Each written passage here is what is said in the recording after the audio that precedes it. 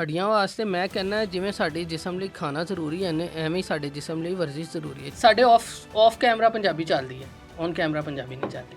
ਸਾਡੇ ਇੱਥੇ ਕਿਹਾ ਜਾਂਦਾ ਹੈ ਜੀ ਧੁੱਪ 'ਚ ਨਹੀਂ ਨਿਕਲਣਾ, ਇਹ ਹੋ ਜਾਏਗਾ, ਸਰਦੀਆਂ 'ਚ ਇਹ ਹੋ ਜਾਏਗਾ, ਇਹ ਹੋ ਜਾਏਗਾ। ਧੁੱਪ ਵਿਟਾਮਿਨ ਡੀ ਦਾ ਸੋਰਸ ਹੈ, ਸਾਡੇ ਕੋਲ ਹੋਰ ਕੋਈ ਸੋਰਸ ਹੀ ਨਹੀਂ ਹੈ ਵਿਟਾਮਿਨ ਡੀ ਦਾ। ਜਿਹੜਾ ਬੰਦਾ ਪੰਜਾਬ 'ਚ ਰਹਿ ਕੇ ਪੰਜਾਬੀ ਹੋ ਕੇ ਪੰਜਾਬੀ ਨੂੰ ਇਹ ਕੁਛ ਕਹਿ ਰਿਹਾ ਨਾ, ਉਹਦਾ ਜਹਾਲਤ ਦਾ ਕੋਈ ਐਂਡ ਨਹੀਂ।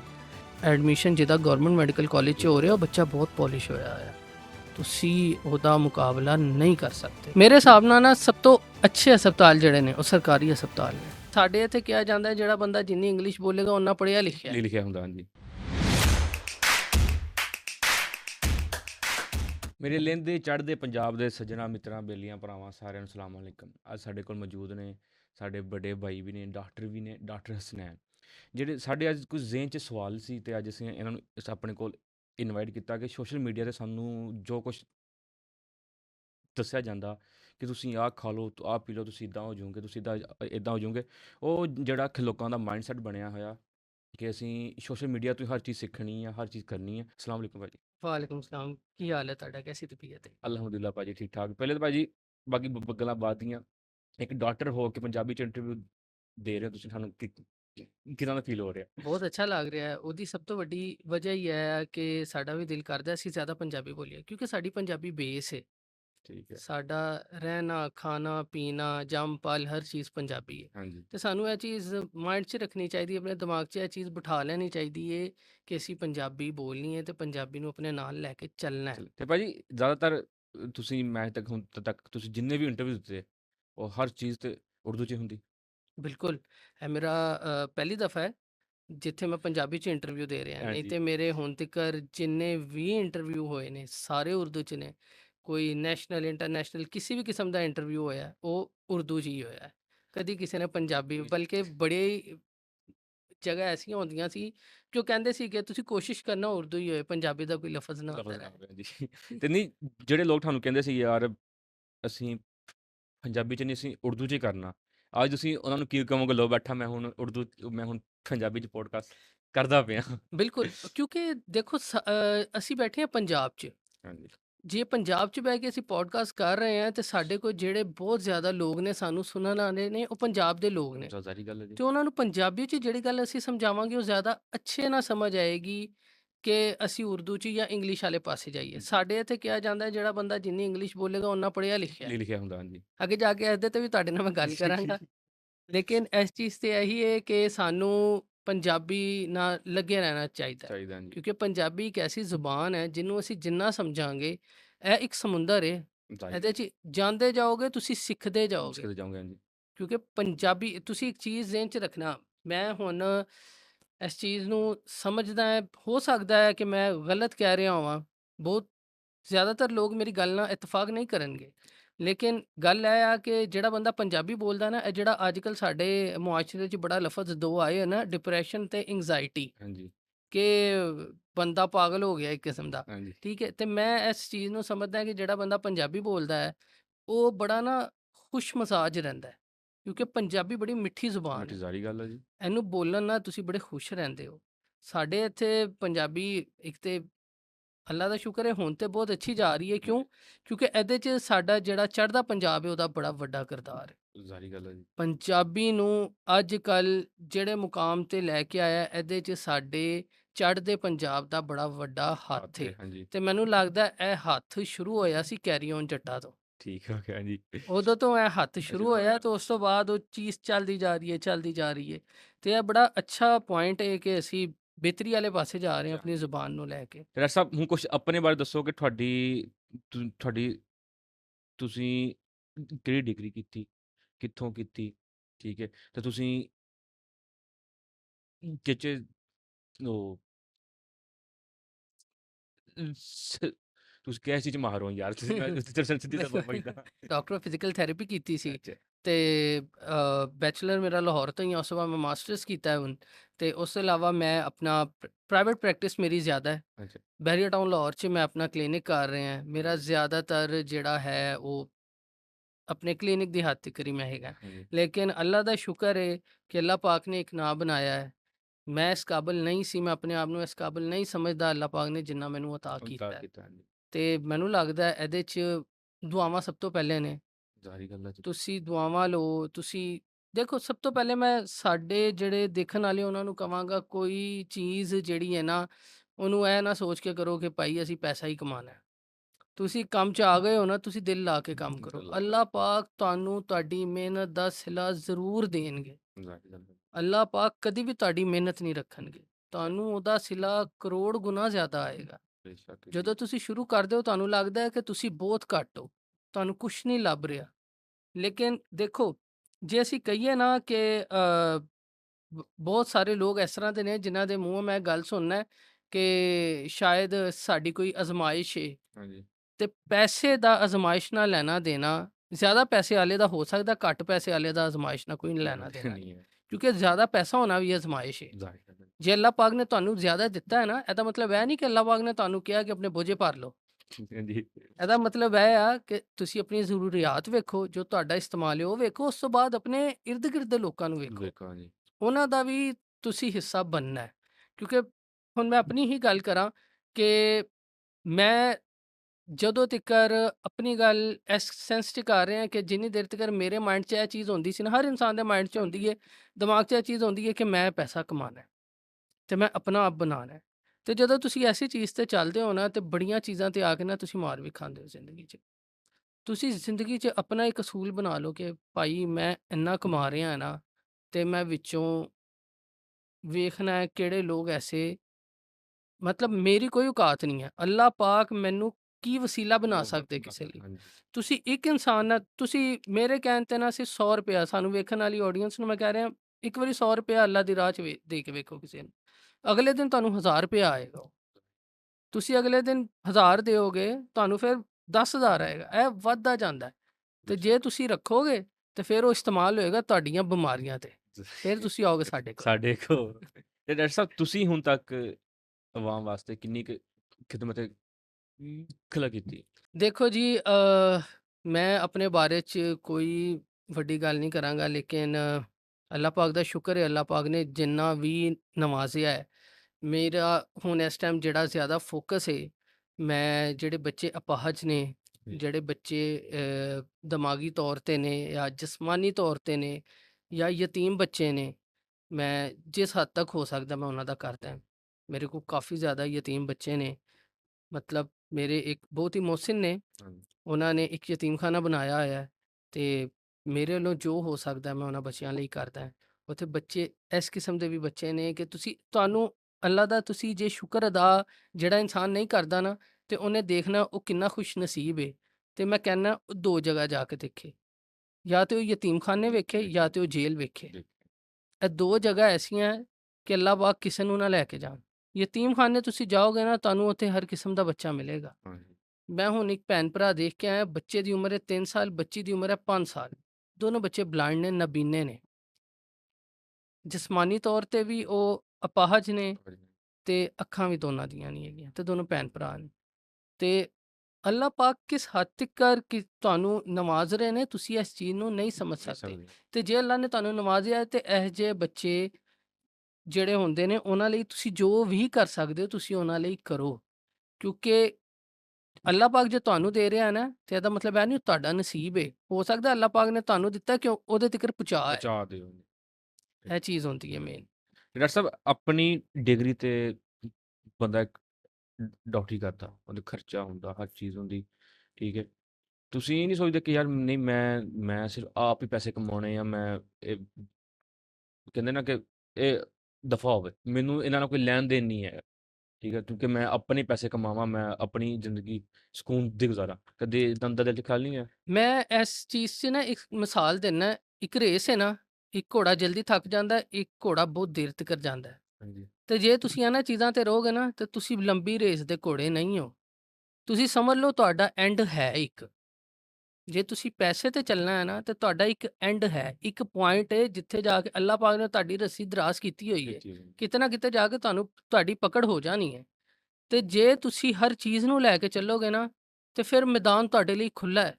ਜਿਹਨੂੰ ਕਹਿੰਦੇ ਖੁੱਲ ਕੇ ਖੇਲੋ, ਫਿਰ ਪਹਿਲੋਂ ਹਾਂਜੀ। ਫਿਰ ਤੁਸੀਂ ਖੁੱਲ ਕੇ ਖੇਲ, ਕਿਉਂਕਿ ਹਰ ਚੀਜ਼ ਤੁਹਾਡੇ ਹੱਥ 'ਚ ਹੈ ਉਸ ਹੱਥ ਟਾਈਮ। ਵਿੱਚ ਹੁੰਦੀ ਹੈ। ਡਾਕਟਰ ਸਾਹਿਬ ਹੁਣ ਤੱਕ ਆਪਾਂ ਕਿੰਨੇ ਕੁ ਲੋਕਾਂ ਦਾ, ਠੀਕ ਹੈ, ਕਹਿੰਦੇ ਨਾ ਕਿ ਯਾਰ ਮੇਰੇ ਕੋਲ ਜੋ ਹੁੰਦਾ ਸੀ ਨਾ ਕਿ ਇਸ ਟਾਈਮ ਉਹ ਮੈਂ ਉਹਨਾਂ ਦਾ ਇਲਾਜ ਕੀਤਾ, ਮੇਰੇ ਕੋਲ ਜਿੰਨੀ ਕੁ ਹਿੰਮਤ ਸੀ ਮੈਂ ਕਰਕੇ ਤੇ ਇਸ ਟਾਈਮ ਆਪਣਾ ਸਹੀ ਨੇ, ਇਸ ਟਾਈਮ ਬਿਲਕੁਲ, ਬਿਲਕੁਲ ਸੈੱਟ ਨੇ। ਕਿੰਨੇ ਕੁ ਲੋਕ ਨੇ ਇਸ ਟਾਈਮ? ਬਹੁਤ ਸਾਰੇ ਇਸ ਤਰ੍ਹਾਂ ਨੇ, ਜੇ ਅਸੀਂ ਨੰਬਰ 'ਚ ਵੇਖੀਏ ਤੇ ਕਾਊਂਟ ਕਰਨੇ ਮੁਸ਼ਕਿਲ ਨੇ, ਹਜ਼ਾਰਾਂ 'ਚ ਨੇ। ਕੋਈ ਐਸਾ ਕੇਸ ਜਿਹੜਾ ਤੁਹਾਨੂੰ ਹਲ ਕਹੇ ਯਾਰ, ਜੋ ਤੁਹਾਨੂੰ ਹਾਲੇ ਤੱਕ ਯਾਦ ਹੋਵੇ? ਕਾਫੀ ਕੇਸ ਇਸ ਤਰ੍ਹਾਂ ਦੇ ਨੇ, ਲੇਕਿਨ ਇੱਕ ਬੱਚਾ ਹੈ, ਉਹਦਾ ਕੇਸ ਮੈਂ ਬਾਰਹਾ ਵਾਰੀ ਆਪਣੇ ਸਰਕਲ 'ਚ ਡਿਸਕਸ ਕਰ ਚੁੱਕਾ ਹਾਂ, ਦੱਸ ਚੁੱਕਾ ਹਾਂ। ਉਹਦੀ ਸਭ ਤੋਂ ਵੱਡੀ ਵਜ੍ਹਾ ਹੀ ਇਹ ਸੀ ਕਿ ਉਹ ਮੁੰਡਾ ਸੀ ਤਕਰੀਬਨ 17-18 ਸਾਲ ਦਾ, ਤੇ ਉਹ ਇੱਕ ਬਿਮਾਰੀ ਹੁੰਦੀ ਹੈ ਜੀਬੀਐਸ, ਉਹਨੂੰ ਕਹਿੰਦੇ ਜੀਬੀਐਸ। ਮਤਲਬ ਉਸ ਬੱਚੇ ਨੂੰ ਜਵਾਨੀ 'ਚ ਤੁਸੀਂ ਸਮਝ ਲਓ ਫਾਲਜ ਹੋ ਗਿਆ ਕਿਸਮ, ਤੇ ਉਹ ਬੱਚਾ ਬਿਲਕੁਲ ਐਂਡ ਸਟੇਜ ਤੇ ਸੀ। ਹਾਂਜੀ, ਮਤਲਬ ਮੈਂ ਉਹਨੂੰ ਜਦੋਂ ਵੇਖਿਆ, ਉਸ ਬੱਚੇ ਦੀ ਕੰਡੀਸ਼ਨ ਬਹੁਤ ਕ੍ਰਿਟੀਕਲ ਸੀ, ਤੇ ਉਸ ਬੱਚੇ ਨੂੰ 3 ਤੋਂ 4, ਹੁਣ ਉਹਦੇ ਜਿਹੜੇ ਦਿਮਾਗ ਦੇ ਡਾਕਟਰ ਸੀ, ਨਿਊਰੋ ਸਰਜਨ, ਉਹਨਾਂ ਨਾਲ ਮੇਰੀ ਗੱਲ ਹੋਈ ਤੇ ਉਹਨਾਂ ਨੇ ਕਿਹਾ ਜੀ ਇਹਨੂੰ ਤੁਸੀਂ ਐਕਸਰਸਾਈਜ਼ਾਂ ਕਰਾਓ, ਇਹਦੀ ਮੋਬਿਲਿਟੀ, ਇਹਨੂੰ ਬਿਹਤਰੀ ਵੱਲ ਲੈ ਕੇ ਲੈ ਕੇ ਜਾਓ, ਜਾਵਾਂਗੇ। ਜਿਸਮਾਨੀ ਤੌਰ ਤੇ ਇਹਨੂੰ ਵਰਜ਼ਿਸ਼ਾਂ ਕਰਾਓ। ਤੇ ਉਸ ਬੱਚੇ ਨੂੰ 3 ਤੋਂ 4 ਮਹੀਨੇ ਬਾਅਦ ਜਦੋਂ ਮੈਂ ਦੇਖਿਆ, ਉਹ ਆਪਣੀ ਨਾਰਮਲ ਰੂਟੀਨ 'ਚ ਵਾਪਸ ਆਉਣਾ ਸ਼ੁਰੂ ਹੋਇਆ, ਤੇ ਬੜੀ ਖੁਸ਼ੀ ਹੁੰਦੀ ਹੈ। ਕਿਉਂਕਿ ਇੱਕ ਵਾਰੀ ਮੈਂ ਜਾ ਰਿਹਾ ਸੀ ਤੇ ਉਹ ਕਿਸੇ ਦੋਸਤ ਨਾਲ ਆਪਣੇ ਬੈਠ ਕੇ ਜਾ ਰਿਹਾ ਸੀ, ਤੇ ਮੈਂ ਦੇਖਿਆ, ਮੈਂ ਕਿਹਾ ਕਿ ਅੱਲਾਹ ਪਾਕ ਕਿੱਥੋਂ ਇਨਸਾਨ ਨੂੰ ਮੋੜ ਲਿਆਂਦੇ। ਹੋ ਲਿਆਉਂਦਾ ਹੈ। ਸ਼ੱਕ ਬਿਲਕੁਲ। ਜੀ। ਤੇ ਇਹ ਇੱਕ ਕੇਸ ਏ ਮੈਨੂੰ ਜਿਹੜਾ ਯਾਦ ਏ। ਉਸ ਤੋਂ ਇਲਾਵਾ ਅਮਾਨੁੱਲਾ ਖਾਨ ਸਾਹਿਬ, ਹਾਂਜੀ। ਕਾਮੇਡੀ ਕਿੰਗ ਅੱਛਾ, ਬਾਦਸ਼ਾਹ ਸੀਗੇ। ਬਾਦਸ਼ਾਹ, ਹਾਂਜੀ। ਅਮਾਨੁੱਲਾ ਖਾਨ ਸਾਹਿਬ ਦਾ ਕੇਸ ਮੈਨੂੰ ਯਾਦ ਹੈ, ਬੜੀ ਅੱਛੀ ਨਾਲ ਯਾਦ ਏ। ਅਮਾਨ ਸਾਹਿਬ ਬੜੇ, ਬਹੁਤ ਉਹਨਾਂ ਨਾਲ ਤਾਂ ਮੇਰਾ ਪਿਆਰ ਬਹੁਤ ਜ਼ਿਆਦਾ ਸੀ। ਉਸ ਤੋਂ ਇਲਾਵਾ ਵੀ ਬਹੁਤ ਸਾਰੇ ਐਸੇ ਕੇਸ ਆਏ ਨੇ ਤੁਹਾਡੇ ਕੋਲ, ਜਦੋਂ ਤੁਸੀਂ ਦੇਖਣਾ ਹੈ ਨਾ ਕਿ ਮਰੀਜ਼ ਤੁਹਾਡੇ ਕੋਲ ਆ ਰਿਹਾ ਹੈ। ਅੱਛਾ, ਮਰੀਜ਼ ਵੀ 2 ਕਿਸਮ ਦਾ ਆਉਂਦਾ ਹੈ। ਤੁਹਾਡੇ ਕੋਲ ਜੇ ਇੱਕ ਮਰੀਜ਼ ਕਿਸੀ ਪਿੰਡ ਚੋਂ ਆਇਆ ਹੈ ਨਾ, ਜੀ। ਤੁਹਾਡੀ ਬੜੀ ਇੱਜ਼ਤ ਕਰੇਗਾ, ਬੜੀ ਇੱਜ਼ਤ ਕਰੇਗਾ। ਰੀਜ਼ਨ? ਉਹਦੀ ਨਜ਼ਰ 'ਚ ਤੁਹਾਡਾ ਜੋ ਮੁਕਾਮ ਹੈ, ਤੁਸੀਂ ਨਹੀਂ ਸੋਚ ਜੀ। ਸਕਦੇ। ਤੇ ਅੱਜ ਕੱਲ੍ਹ ਸਾਡੇ ਇੱਥੇ ਲੋਕਾਂ ਦੀ ਮੈਂਟੈਲਿਟੀ ਚੇਂਜ ਹੁੰਦੀ ਜਾ ਰਹੀ ਹੈ। ਤੇ ਮੈਂ ਜਿਹੜੇ ਡਾਕਟਰ ਨੇ ਮੇਰੇ ਭਰਾ ਨੇ ਸਾਰੇ, ਤੇ ਉਹਨਾਂ ਨੂੰ ਮੈਂ ਇਹੀ ਚੀਜ਼ ਕਹਿਣਾ ਹੈ ਕਿ ਕੁਛ ਡਾਕਟਰ ਐਸੇ ਹੁੰਦੇ ਨੇ, ਜਿਹੜੇ ਪੇਸ਼ੈਂਟ ਪੰਜਾਬੀ 'ਚ ਗੱਲ ਕਰ ਰਿਹਾ ਨਾ, ਉਹ ਅੱਗੇ ਉਰਦੂ 'ਚ ਜਵਾਬ ਦੇ ਰਹੇ ਹੁੰਦੇ ਨੇ। ਹਾਂਜੀ। ਉਹਦੇ ਨਾਲ ਪੇਸ਼ੈਂਟ ਤੁਹਾਡੇ ਨਾਲ ਖੁੱਲ ਨਹੀਂ ਪਾਉਂਦਾ। ਨਹੀਂ, ਤਾਂ ਜ਼ਾਹਿਰ ਗੱਲ ਹੈ ਜੀ। ਉਹ ਆਪਣੀ ਗੱਲ ਤੁਹਾਨੂੰ ਖੁੱਲ ਕੇ ਨਹੀਂ ਦੱਸ ਸਕਦਾ। ਹਾਂਜੀ। ਇੱਕ ਬੰਦਾ ਜਿਸ ਜ਼ੁਬਾਨ 'ਚ ਤੁਹਾਡੇ ਨਾਲ ਗੱਲ ਕਰ ਰਿਹਾ, ਜਿਸ ਤਰ੍ਹਾਂ ਗੱਲ ਕਰ ਰਿਹਾ, ਤੁਸੀਂ ਉਸੀ ਤਰ੍ਹਾਂ ਉਹਨੂੰ ਅਹਿਸਾਸ ਦਿਲਾਓ ਕਿ ਹਾਂ, ਅਸੀਂ ਇੱਕੋ ਹੀ ਜਗ੍ਹਾ ਤੇ ਹਾਂ। ਉਹਨੂੰ ਪਤਾ ਹੋਏ ਮੈਂ ਕਿਸੇ ਆਪਣੇ ਨਾਲ ਗੱਲ ਕਰ ਗੱਲ ਰਿਹਾ। ਕਰਦਾ ਪਿਆ। ਖੁੱਲ ਕੇ ਉਹ ਤੁਹਾਨੂੰ ਆਪਣੀ ਗੱਲ ਦੱਸ ਸਕੇ। ਠੀਕ ਹੈ। ਇਹ ਤੇ ਹੋ ਗਏ ਪਿੰਡਾਂ ਵਾਲੇ। ਦੂਸਰੇ? ਦੂਸਰੇ ਜਿਹੜੇ ਮੈਨੂੰ ਲੱਗਦਾ ਹੈ, ਜਿਨ੍ਹਾਂ ਕੋਲ ਸਾਰੇ ਠੀਕ ਨੇ, ਲੇਕਿਨ ਜਿਨ੍ਹਾਂ ਕੋਲ ਤਾਜ਼ਾ ਪੈਸਾ ਆਇਆ ਹੁੰਦਾ ਹੈ ਨਾ, ਹਾਂਜੀ।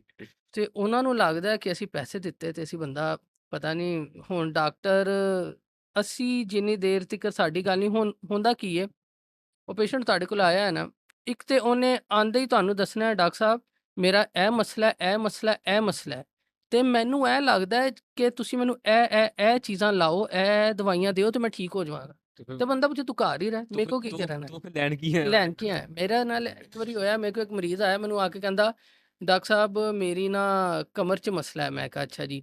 ਤੇ ਮੈਨੂੰ ਕਹਿੰਦਾ ਡਾਕਟਰ ਸਾਹਿਬ ਮੇਰੀ ਮੋਰਿਆਂ ਦਾ ਮਸਲਾ ਹੈ, ਤੇ ਮੇਰੀ ਦਰਦ ਆ ਰਹੀ ਹੈ, ਲੱਤ 'ਚ ਜਾ ਰਹੀ ਹੈ, ਸ਼ੈਟਿਕਾ ਦੇ ਸਿੰਪਟਮਸ ਨੇ, ਤੇ ਤੁਸੀਂ ਇੰਝ ਕਰੋ, ਇਹਦੇ 'ਚ ਤੁਸੀਂ ਮੈਨੂੰ ਆਈਐਫਟੀ ਅਪਲਾਈ ਕਰ ਦਿਓ, ਅਲਟਰਾਸਾਊਂਡ ਅਪਲਾਈ ਕਰ ਦਿਓ, ਇਹ ਕਰ ਦਿਓ। ਤੇ ਮੈਂ ਕਿਹਾ ਮੇਰੀ ਵੀ ਗਰਦਨ 'ਚ ਮਸਲਾ, ਮੈਨੂੰ ਦੱਸੋ ਮੈਂ ਕੀ ਅਪਲਾਈ ਮੈਂ ਕਰਾਂ ਕੀ ਆਪਣੇ। ਕਰਾਂ? ਮੈਨੂੰ ਤਾਂ ਲੱਗਦਾ ਮੈਂ ਤੁਹਾਡੇ ਕੋਲ ਆਇਆ, ਤੁਸੀਂ ਨਹੀਂ ਮੇਰੇ ਮੇਰੇ ਕੋਲ ਕੋਲ ਆਏ। ਆਏ।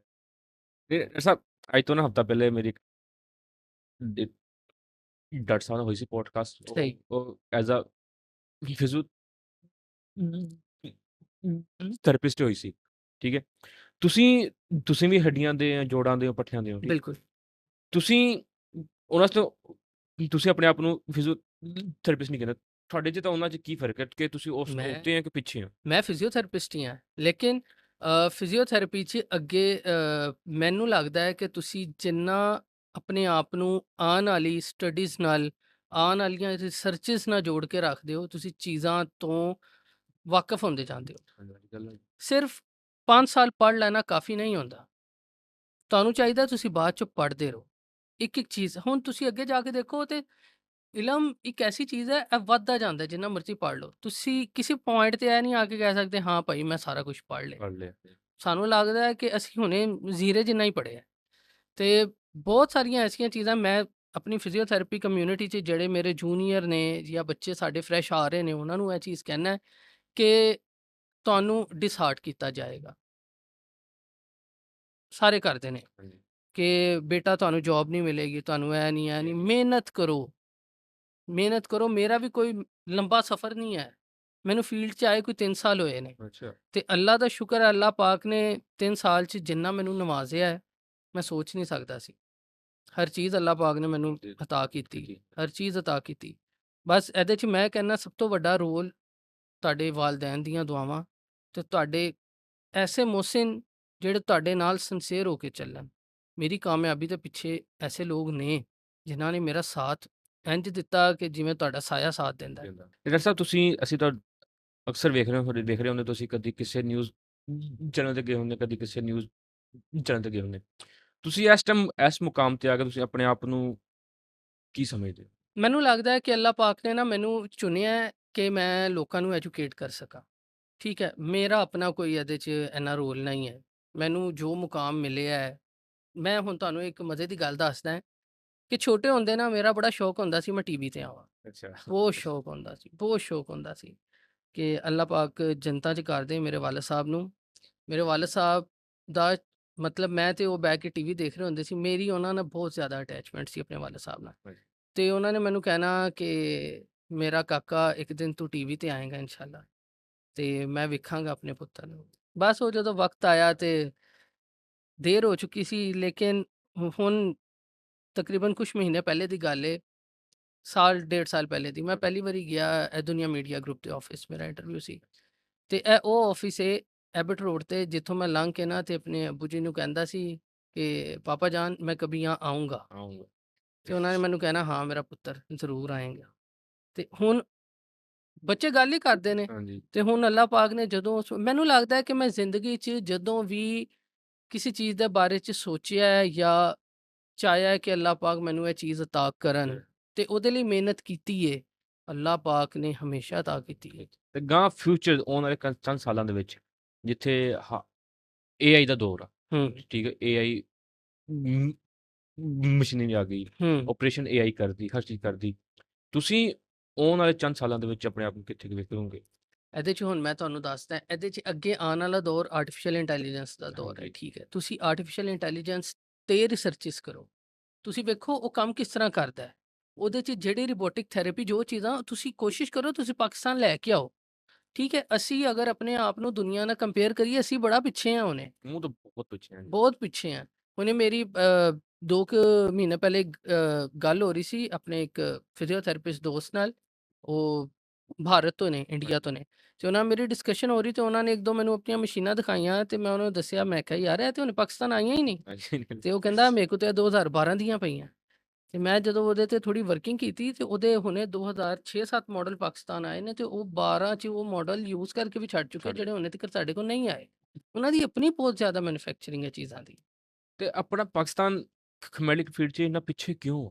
ਪਿੱਛੇ ਹੋਣ ਦੀ ਵਜ੍ਹਾ ਮੈਨੂੰ ਲੱਗਦਾ ਹੈ ਕਿ ਪਹਿਲੇ ਨਾ ਫਿਜ਼ੀਓਥੈਰੇਪੀ ਦੀ ਕੌਂਸਲ ਨਹੀਂ ਸੀ। ਕੌਂਸਲ ਜਿੰਨੀ ਦੇਰ ਤੱਕ ਨਹੀਂ ਹੁੰਦੀ ਤੁਹਾਡਾ ਕੋਈ ਮਾਈ-ਬਾਪ ਨਹੀਂ ਹੁੰਦਾ। ਠੀਕ ਹੈ।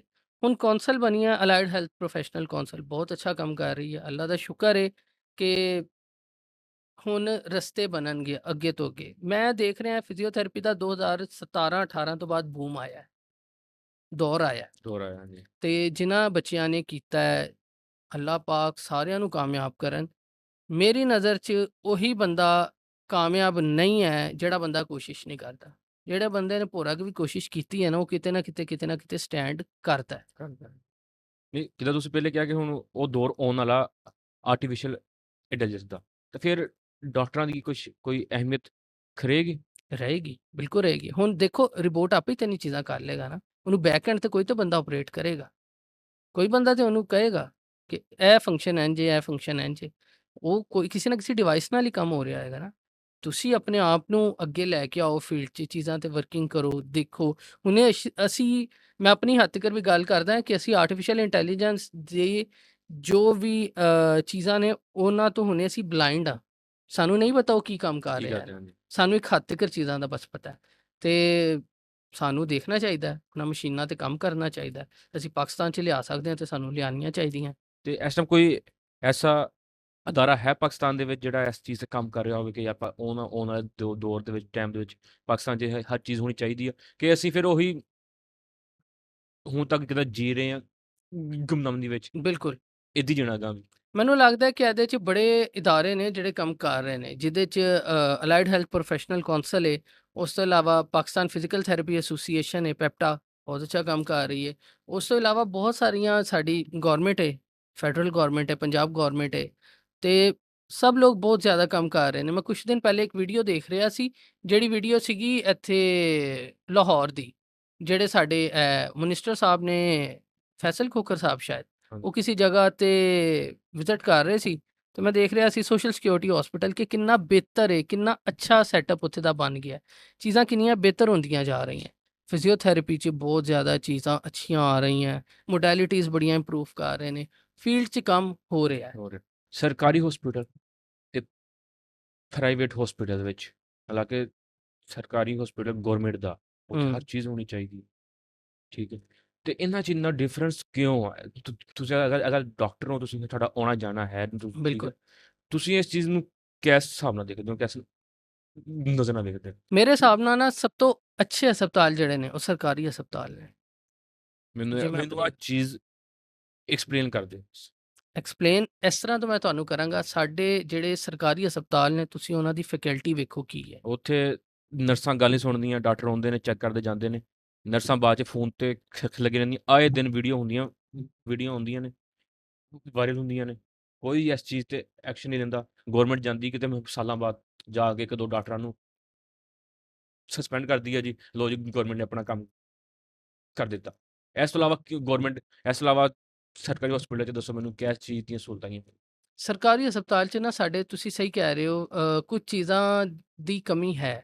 ਦੇਖੋ, ਅੱਛੇ ਬੁਰੇ ਲੋਕ ਹਰ ਜਗ੍ਹਾ ਹੁੰਦੇ ਨੇ, ਲੇਕਿਨ ਜੇ ਅਸੀਂ ਗਵਰਨਮੈਂਟ ਹਸਪਤਾਲ ਦੇ ਡਾਕਟਰਸ ਵੇਖੀਏ, ਉਹਨਾਂ ਦੀ ਕੇਅਰ, ਉਹਨਾਂ ਦਾ ਐਕਸਪੀਰੀਅੰਸ, ਉਹਨਾਂ ਦੀ ਜੱਜਮੈਂਟ, ਉਹਨਾਂ ਦਾ ਡਾਇਗਨੋਸ ਬਹੁਤ ਅਥੈਂਟਿਕ ਮੈਂ ਹੁੰਦਾ ਹੈ। ਪਾਕਿਸਤਾਨ ਦੀ ਗੱਲ ਕਰ ਰਿਹਾ, ਮੈਂ ਬਾਹਰ ਦੀ ਗੱਲ ਨਹੀਂ ਮੈਂ ਕਰ ਰਿਹਾ। ਪਾਕਿਸਤਾਨ ਦੀ ਗੱਲ ਕਰ ਰਿਹਾ। ਪਾਕਿਸਤਾਨ ਦੇ ਸਰਕਾਰੀ ਹਸਪਤਾਲਾਂ ਦਾ ਕਹਿ ਰਹੇ ਹਾਂ। ਮੈਂ ਬਿਲਕੁਲ ਪਾਕਿਸਤਾਨ ਦੀ ਗੱਲ ਕਰ ਰਿਹਾ। ਪਾਕਿਸਤਾਨ 'ਚ ਮੇਰੀ ਨਜ਼ਰ 'ਚ, ਮੈਨੂੰ ਕੋਈ ਬੰਦਾ ਪੁੱਛੇ ਕਿ ਸਭ ਤੋਂ ਅੱਛਾ ਹਸਪਤਾਲ ਲਾਹੌਰ 'ਚ ਮੇਰੀ ਨਜ਼ਰ 'ਚ ਕਿਹੜੇ ਨੇ, ਮੈਂ ਹਮੇਸ਼ਾ ਕਹਿਣਾ ਸਭ ਤੋਂ ਪਹਿਲੇ ਮਿਓ ਹਸਪਤਾਲ ਬਹੁਤ ਅੱਛਾ ਹੈ। ਤੁਸੀਂ ਦੇਖੋ ਬੜੇ ਕੇਸਿਸ ਸਾਹਮਣੇ ਆਉਂਦੇ ਨੇ, ਲੇਕਿਨ ਡਾਕਟਰਸ ਆਪਣਾ ਕੰਮ ਤੇ ਕਰ ਰਹੇ ਨੇ ਸਾਰੇ। ਕੋਈ ਡਾਕਟਰ ਐਸਾ ਨਹੀਂ ਹੈ, ਕੋਈ 0.1% ਹੋ ਸਕਦੇ ਜਿਹੜੇ ਮੈਨੂੰ ਨਾ ਪਤਾ ਹੋਣ, ਲੇਕਿਨ ਮੈਂ ਜਿਸ ਹੱਦ ਤੱਕ ਜਾਣਨਾ ਹੈ, ਬਹੁਤ ਹੀ ਅੱਛੀ ਫੈਕਲਟੀ ਹਰ ਹਸਪਤਾਲ ਦੀ ਹੈ, ਬਹੁਤ ਅੱਛੇ ਮੇਰੇ ਸਰ ਨੇ, ਮੇਰੇ ਟੀਚਰ ਨੇ, ਤੇ ਮੈਂ ਕਹਿੰਦਾ ਆਰਥੋਪੈਡਿਕ 'ਚ ਜਿੰਨਾ ਮੈਂ ਉਹਨਾਂ ਕੋਲ ਸਿੱਖਿਆ, ਕਿਸੇ ਕੋਲ ਨਹੀਂ ਸਿੱਖਿਆ। ਆਰਥੋਪੈਡਿਕ ਸਰਜਨ ਨੇ ਡਾਕਟਰ ਮੁਮਰੇਜ਼ ਸਾਲਿਕ ਨਕਸ਼ਬੰਦ, ਸਰ ਬਹੁਤ ਅੱਛੇ ਆਰਥੋਪੈਡਿਕ ਸਰਜਨ ਨੇ, ਮਿਓ ਹਸਪੀਟਲ ਤੋਂ ਨੇ। ਉਸ ਤੋਂ ਇਲਾਵਾ ਉੱਥੇ ਬੜੇ ਅੱਛੇ ਆਰਥੋਪੈਡਿਕ ਸਰਜਨ ਨੇ, ਡਾਕਟਰ ਫੈਸਲ ਮਸੂਦ ਨੇ, ਉੱਥੇ ਡਾਕਟਰ ਐਸਨ ਨੁਮਾਨ ਨੇ ਨਿਊਰੋ ਦੇ, ਤੇ ਉਸ ਤੋਂ ਇਲਾਵਾ ਡਾਕਟਰ ਮਹਿਮੂਦ ਅਯਾਜ਼ ਨੇ ਉੱਥੇ ਸਰਜਰੀ ਦੇ, ਬਹੁਤ ਅੱਛੇ ਡਾਕਟਰ। ਤੇ ਇਹ ਉਹ ਡਾਕਟਰਸ ਨੇ ਜਿਹੜੇ ਪ੍ਰਾਈਵੇਟ ਹਸਪੀਟਲਸ 'ਚ ਵੀ ਪ੍ਰੈਕਟਿਸ ਕਰ ਰਹੇ ਨੇ।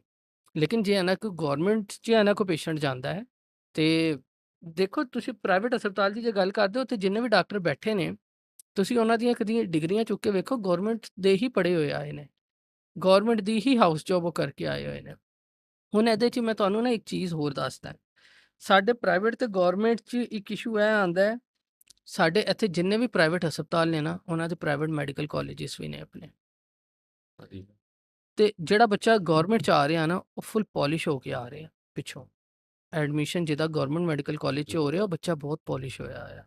ਤੁਸੀਂ ਉਹਦਾ ਮੁਕਾਬਲਾ ਨਹੀਂ ਕਰ ਸਕਦੇ। ਉਸ ਬੱਚੇ ਦਾ ਕੀ ਕੈਲੀਬਰ ਹੈ। ਮੇਰਾ ਇੱਕ ਦੋਸਤ ਹੈ, ਡਾਕਟਰ ਜ਼ੈਨ, ਮੇਰੀ ਬੜੀ ਦਫਾ ਉਹਦੇ ਨਾਲ ਡਿਸਕਸ਼ਨ ਹੁੰਦੀ ਚੀਜ਼ਾਂ ਤੇ ਕਿਆ ਉਸ ਬੰਦੇ ਦਾ ਡਾਇਗਨੋਸ ਹੈ, ਕੀ ਉਸ ਬੰਦੇ ਦੀ ਅਸੈਸਮੈਂਟ ਹੈ, ਮਤਲਬ ਬੈਸਟ ਡਾਕਟਰ ਹੈਗਾ। ਐਸੇ ਦੇ ਨਾਲ ਜੇ ਅਸੀਂ ਦੇਖੀਏ, ਪ੍ਰਾਈਵੇਟ ਵਾਲੇ ਡਾਕਟਰ ਵੀ ਬਹੁਤ ਅੱਛੇ ਨੇ, ਲੇਕਿਨ ਜਿੰਨੇ ਪ੍ਰਾਈਵੇਟ ਮੈਡੀਕਲ ਕਾਲਜ ਨੇ, ਉਹਨਾਂ ਦੇ ਆਪਣੇ ਹਸਪਤਾਲ ਨੇ। ਹੁਣ ਹੁੰਦਾ ਕਿ ਆਪਣੇ ਗ੍ਰੈਜੂਏਟ ਹੋਏ ਬੱਚਿਆਂ ਨੂੰ ਹੀ ਉੱਥੇ ਰੱਖਦੇ ਨੇ, ਰੱਖਦੇ ਨੇ, ਹਾਂਜੀ। ਜਿਹੜੇ ਕੰਸਲਟੈਂਟਸ, ਤੇ ਜ਼ਾਹਿਰ ਜੀ ਗੱਲ ਹੈ, ਸਾਰੇ ਬਹੁਤ ਅੱਛੇ ਹੋਣਗੇ, ਗਵਰਨਮੈਂਟ ਹਸਪੀਟਲਸ ਤੇ ਹੀ ਹੁੰਦੇ ਨੇ, ਲੇਕਿਨ ਜੋ ਜੂਨੀਅਰ ਡਾਕਟਰਸ ਨੇ, ਉਹ ਸਾਰੇ ਉਹ ਆਪਣੇ ਸਟੂਡੈਂਟਸ ਹੀ ਰੱਖਦੇ ਨੇ। ਤੇ ਮੈਨੂੰ ਲੱਗਦਾ ਹੈ ਕਿ ਗਵਰਨਮੈਂਟ 'ਚ ਤੁਹਾਡਾ ਐਕਸਪੋਜ਼ਰ ਬਹੁਤ ਜ਼ਿਆਦਾ ਹੈ, ਪ੍ਰਾਈਵੇਟ 'ਚ ਤੁਹਾਡੇ ਕੋਲ ਪੇਸ਼ੈਂਟ ਆਇਆ ਹੈ, ਮੁਸ਼ਕਿਲ ਨਾਲ 50-70, ਤੁਸੀਂ ਮਿਓ ਜਾਓ, ਉੱਥੇ 1 ਮਿੰਟ 'ਚ 100, 200, 400, 500, 700, ਜਿੰਨੇ ਪੇਸ਼ੈਂਟ ਤੁਹਾਡੇ ਹੱਥੋਂ ਨਿਕਲ ਰਹੇ, ਉਹਨਾਂ ਤੁਹਾਡਾ ਐਕਸਪੀਰੀਅੰਸ ਵੱਧ ਰਿਹਾ, ਤੁਹਾਨੂੰ ਬਿਮਾਰੀਆਂ ਦੇ ਬਾਰੇ 'ਚ ਪਤਾ ਨਹੀਂ, ਚੱਲ ਰਿਹਾ। ਮੈਂ ਤੁਹਾਡੀ ਗੱਲ ਟੋਕ ਰਿਹਾ। ਜਦੋਂ ਇੱਕ ਡਾਕਟਰ ਨੇ ਇੱਕ ਇੱਕ 200 ਮਰੀਜ਼ ਆ, ਸੁਬਾਹ ਉਹਨਾਂ ਨੇ 5 ਵਜੇ ਉੱਠ ਕੇ ਜਾ ਕੇ ਸਰਕਾਰੀ ਹਸਪੀਟਲ 'ਚ ਪਰਚੀ ਲੈ ਕੇ ਲਾਈਨ 'ਚ ਲੱਗਣਾ। ਹੂੰ, ਠੀਕ ਹੈ। ਡਾਕਟਰ ਆਉਂਦਾ ਸੀ 2 ਘੰਟਿਆਂ ਵਾਸਤੇ, 3 ਘੰਟਿਆਂ ਵਾਸਤੇ। ਉਹ ਕੋਈ ਇੰਨਾ ਟਾਈਮ ਹੁੰਦਾ ਕਿ 3 ਘੰਟਿਆਂ ਤੇ 300 ਬੰਦੇ ਨੂੰ 2 ਘੰਟਿਆਂ ਦੇ ਵਿੱਚ ਉਹਦੀ ਗੱਲ ਸੁਣ ਕੇ, ਸਮਝ ਕੇ ਉਹਨੂੰ ਦਵਾਈ ਦੇਵੇ। ਬਿਲਕੁਲ। ਹੁਣ ਜਿਹੜਾ ਬੰਦਾ ਗਵਰਨਮੈਂਟ 'ਚ ਬੈਠਾ ਹੈ ਨਾ, ਉਹਦੀ ਰੋਜ਼ ਦੀ ਆਦਤ ਹੈ ਉਹਨੇ ਇੰਨਾ ਮਰੀਜ਼ ਦੇਖਣਾ ਹੈ। ਉਹਦੀ ਅਸੈਸਮੈਂਟ, ਉਹਦਾ ਡਾਇਗਨੋਸ ਬਹੁਤ ਉੱਤੇ ਦੀ ਚੀਜ਼ ਹੋ ਗਈ ਹੋਈ ਹੈ। ਦੂਸਰੀ ਗੱਲ, ਉੱਥੇ ਬਹੁਤ ਸਾਰੇ ਡਾਕਟਰਸ ਨੇ, ਠੀਕ ਹੈ। ਜਿਹੜੇ ਸਰਕਾਰੀ ਹਸਪਤਾਲ ਨੇ ਉੱਥੇ 24 ਘੰਟੇ ਪੇਸ਼ੈਂਟ ਆ ਰਹੇ ਨੇ, ਐਮਰਜੈਂਸੀ 'ਚ ਹਰ ਟਾਈਮ ਕੋਈ ਨਾ ਕੋਈ ਕੰਸਲਟੈਂਟ ਔਨ ਕਾਲ ਹੁੰਦਾ ਹੈ, ਹਾਂਜੀ। ਐਮਰਜੈਂਸੀ ਕੰਡੀਸ਼ਨ ਹੈ। ਹੁਣ ਤੁਹਾਨੂੰ ਜ਼ੁਕਾਮ ਹੈ ਤੇ ਤੁਸੀਂ ਜਾ ਕੇ ਕਹੋ ਸਾਨੂੰ ਕੰਸਲਟੈਂਟ ਹੀ ਵੇਖੇ, ਹੁਣ ਕੰਸਲਟੈਂਟ ਨੇ ਉੱਥੇ ਥੋੜ੍ਹੀ ਰਹਿਣਾ, ਤੇ ਘਰ ਜਾਣ ਦਾ ਵੀ ਟਾਈਮ ਹੈ। ਉਸ ਤੋਂ ਬਾਅਦ ਦੂਸਰੇ ਡਾਕਟਰ ਦੀ ਡਿਊਟੀ ਆ ਗਈ, ਉਹਨੇ ਆ ਕੇ ਆਪਣੀ ਡਿਊਟੀ ਦੇਣੀ ਹੈ। ਬਹੁਤ ਹੀ ਕੋਈ ਐਮਰਜੈਂਸੀ ਕੇਸ ਹੈ ਤੇ ਤੁਸੀਂ ਉਹਨੂੰ ਲੈ ਕੇ ਜਾਓ ਐਮਰਜੈਂਸੀ 'ਚ। ਐਮਰਜੈਂਸੀ 'ਚ ਹਰ ਟਾਈਮ ਕੰਸਲਟੈਂਟ ਔਨ ਕਾਲ ਹੁੰਦੇ ਨੇ। ਉਸ ਤੋਂ ਇਲਾਵਾ ਮੈਂ ਕਹਿੰਦਾ ਜੇ ਨਿਊਰੋ 'ਚ ਅਸੀਂ ਦੇਖੀਏ ਤੇ ਬਹੁਤ ਅੱਛਾ ਹਸਪਤਾਲ ਹੈ ਲਾਹੌਰ 'ਚ, ਜਨਰਲ ਹਸਪਤਾਲ ਲਾਹੌਰ ਹਾਂਜੀ। ਜਨ, ਬਹੁਤ ਅੱਛਾ ਹਸਪਤਾਲ ਹੈ, ਕੋਈ ਵੈਸਾ ਨਹੀਂ ਹੈ। ਜੇ ਮੈਂ ਇੱਥੇ ਹੋਰ ਹਸਪਤਾਲਾਂ ਦੀ ਗੱਲ ਕਰਾਂ ਤੇ ਸਾਡੇ ਕੋਲ ਗੁਰਦੇ ਦਾ ਤੇ ਜਿਗਰ ਦਾ PKLI, Pakistan kidney and liver institute. ਉਸ ਤੋਂ ਇਲਾਵਾ ਜੇ ਅਸੀਂ ਦੇਖੀਏ ਬਹੁਤ ਸਾਰੇ ਇਸ ਤਰ੍ਹਾਂ ਹਸਪਤਾਲ, ਗੁਰਕੀ ਹਸਪਤਾਲ ਬੜਾ ਅੱਛਾ ਕੰਮ ਕਰ ਰਿਹਾ ਹੱਡੀਆਂ 'ਚ, ਆਰਥੋਪੈਡਿਕ 'ਚ। ਤੇ ਡਾਕਟਰਾਂ 'ਚ ਐਟੀਟਿਊਡ ਕਿਉਂ? ਇਸ ਚੀਜ਼ ਦੀ ਮੈਨੂੰ ਸਮਝ ਨਹੀਂ ਆਈ। ਐਟੀਟਿਊਡ ਕਿਸ ਚੀਜ਼ ਦਾ? ਮਾੜੇ ਬੰਦੇ ਨੂੰ ਬੰਦਾ ਕਿਉਂ ਸਮਝਦੇ? ਮੈਨੂੰ ਲੱਗਦਾ ਜੇ ਜਿਨ੍ਹਾਂ 'ਚ ਐਟੀਟਿਊਡ ਹੈ ਨਾ, ਤੇ ਕਿਤੇ ਨਾ ਕਿਤੇ ਪਕੜ ਹੋ ਜਾਂਦੀ ਹੈ ਇਨਸਾਨ ਦੀ। ਤੁਸੀਂ ਮੇਰੇ ਨਾਲ ਮੇਰੇ ਸ਼ਹਿਰ ਚਲੋ, ਮੈਂ ਤੁਹਾਨੂੰ ਡਾਕਟਰਾਂ ਦੀ ਲਾਈਨ ਲਾ ਦੇਵਾਂਗਾ, ਉਹ ਦੱਸੋ ਕਿਉਂ? ਅਗਰ ਮਾੜੇ ਮਰੀਜ਼ ਨੂੰ ਮਰੀਜ਼ ਨਹੀਂ ਸਮਝਦੇ, ਆਪਣਾ ਕਾਰੋਬਾਰ ਸਮਝਦੇ ਆ। ਐਟੀਟਿਊਡ ਹੈ ਕਿਸ ਚੀਜ਼ ਦਾ? ਤੁਹਾਡੀ ਗੱਲ ਠੀਕ ਹੈ ਬਿਲਕੁਲ। ਉਹਨਾਂ ਨੇ ਨਹੀਂ ਮਰਨਾ। ਇਹੀ ਤਾਂ ਚੀਜ਼ ਹੈ, ਇਹ ਉਹਨਾਂ ਕੋਲ ਪੁੱਛਣਾ ਚਾਹੀਦਾ ਹੈ, ਜਿਹੜੇ ਲੋਕ ਨੇ ਜਿਨ੍ਹਾਂ 'ਚ ਐਟੀਟਿਊਡ ਹੈ, ਉਹਨਾਂ ਕੋਲੋਂ ਇਹ ਸਵਾਲ ਕਰਨਾ ਚਾਹੀਦਾ ਹੈ। ਲੇਕਿਨ ਸਾਡੇ ਇੱਥੇ ਬਦਕਿਸਮਤੀ ਹੈ ਕਿ ਹਰ ਇਨਸਾਨ ਆਪਣਾ ਆਪ ਭਰਨ ਦੇ ਚੱਕਰ 'ਚ ਲੱਗਾ ਹੈ। ਸਾਡੇ ਇੱਥੇ ਸਿਫਾਰਿਸ਼ ਸਿਸਟਮ ਖਤਮ ਹੋ ਜਾਏ ਨਾ ਤੇ 90% ਚੀਜ਼ਾਂ ਸਾਡੀਆਂ ਠੀਕ ਹੋ ਜਾਣ। ਸਾਡੇ ਇੱਥੇ ਮੁੰਡਾ 5 ਸਾਲ ਦੀ ਡਿਗਰੀ 8 ਸਾਲ ਦੀ ਕਰਕੇ ਆਇਆ, ਫੇਲ ਹੋ ਕੇ, ਬਾਅਦ ਚੋਂ ਆਂਦਾ ਆਪਣੇ ਸ਼ਹਿਰ। ਸਪੋਜ਼ ਮੈਂ ਸਾਹੀਵਾਲੋਂ, ਤੁਸੀਂ ਬੁਰੇ ਵਾਲੇ ਤੋਂ, ਹਾਂਜੀ। ਤੇ ਉਹ ਆਇਆ ਸਾਹੀਵਾਲ ਬੁਰੇ ਵਾਲਾ। ਉੱਥੇ ਉਹਨੇ ਕਿਸੇ MNA MP ਜਾਂ ਕਿਸੇ ਵੱਡੇ ਬੰਦੇ ਦੀ ਸਿਫਾਰਿਸ਼ ਲਾਈ ਤੇ ਕਿਸੇ ਹਸਪਤਾਲ 'ਚ ਆ ਕੇ ਬਹਿ ਗਿਆ। ਪੈ ਗਿਆ। ਉੱਥੇ ਤੇ ਉਹਨੇ ਬੇੜਾ ਗਰਕ ਕਰਤਾ ਨਾ। ਕਰਨਾ ਹੀ ਅਗਲੇ ਨੇ। ਉਹਦਾ ਅੱਬਾ ਵੀ ਉੱਥੇ ਪਿੱਛੇ ਸਟਰੋਂਗ ਹੋਏਗਾ, ਉਹਦਾ ਖਾਨਦਾਨ ਵੀ ਸਟਰੋਂਗ ਹੋਏਗਾ। ਸਹੀ ਗੱਲ ਹੈ। ਹੁਣ ਉਹ ਉੱਥੇ ਜਾ ਕੇ ਉਹ ਜਾਏਗਾ, ਉਹਦਾ ਨਖਰਾ ਹੀ ਹੋਰ ਹੋਏਗਾ। ਮੈਰਿਟ ਤੇ ਜਿਹੜਾ ਬੰਦਾ ਆਏਗਾ ਨਾ, ਉਹ ਮੈਰਿਟ ਤੇ ਕੰਮ ਕਰੇਗਾ। ਸਾਡੇ ਇੱਥੇ ਜਿਸ ਤਰ੍ਹਾਂ PPSC ਬਹੁਤ ਅੱਛਾ ਕੰਮ ਕਰ ਰਿਹਾ, ਪਬਲਿਕ ਸਰਵਿਸ ਕਮਿਸ਼ਨ। ਜਿਹੜੇ ਬੰਦੇ PPSC ਦੇ ਥਰੂ ਆਉਂਦੇ ਆ, ਬੜੇ ਕੰਪੀਟੈਂਟ ਬੰਦੇ ਆਉਂਦੇ।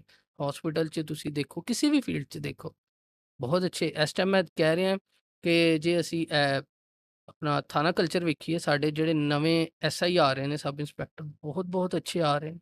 ਮੇਰੀ ਬਹੁਤ ਨਾਲ ਮੁਲਾਕਾਤ ਹੋਈ, ਮਤਲਬ ਇੰਨੇ ਅੱਛੇ ਮੁੰਡੇ, ਇੰਨੇ ਅੱਛੇ ਮੁੰਡੇ। ਮੇਰੇ ਬੜੇ ਅੱਛੇ ਦੋਸਤ ਨੇ ਅਹਿਮਦ ਹਫੀਜ਼, ਉਹ ਪਹਿਲੇ SI ਸੀਗੇ, ਹੁਣ ਉਹ ਅਸਿਸਟੈਂਟ ਕਮਿਸ਼ਨਰ ਹੋਏ ਨੇ FBR CSS ਕਰਕੇ। ਤੇ ਹੁਣ ਦੇਖੋ ਨਾ, ਸਾਡੀ ਪੁਲਿਸ 'ਚੋਂ ਹੀ ਮੁੰਡੇ ਅੱਗੇ CSS ਕਰ ਰਹੇ ਨੇ ਕਿ ਪੜ੍ਹੀ ਲਿਖੀ ਜਿਹੜੇ ਸਾਡੇ ਨੌਜਵਾਨ ਨੇ, ਉਹ ਆ ਰਹੇ ਨੇ ਫੀਲਡ 'ਚ, ਹਰ ਫੀਲਡ 'ਚ।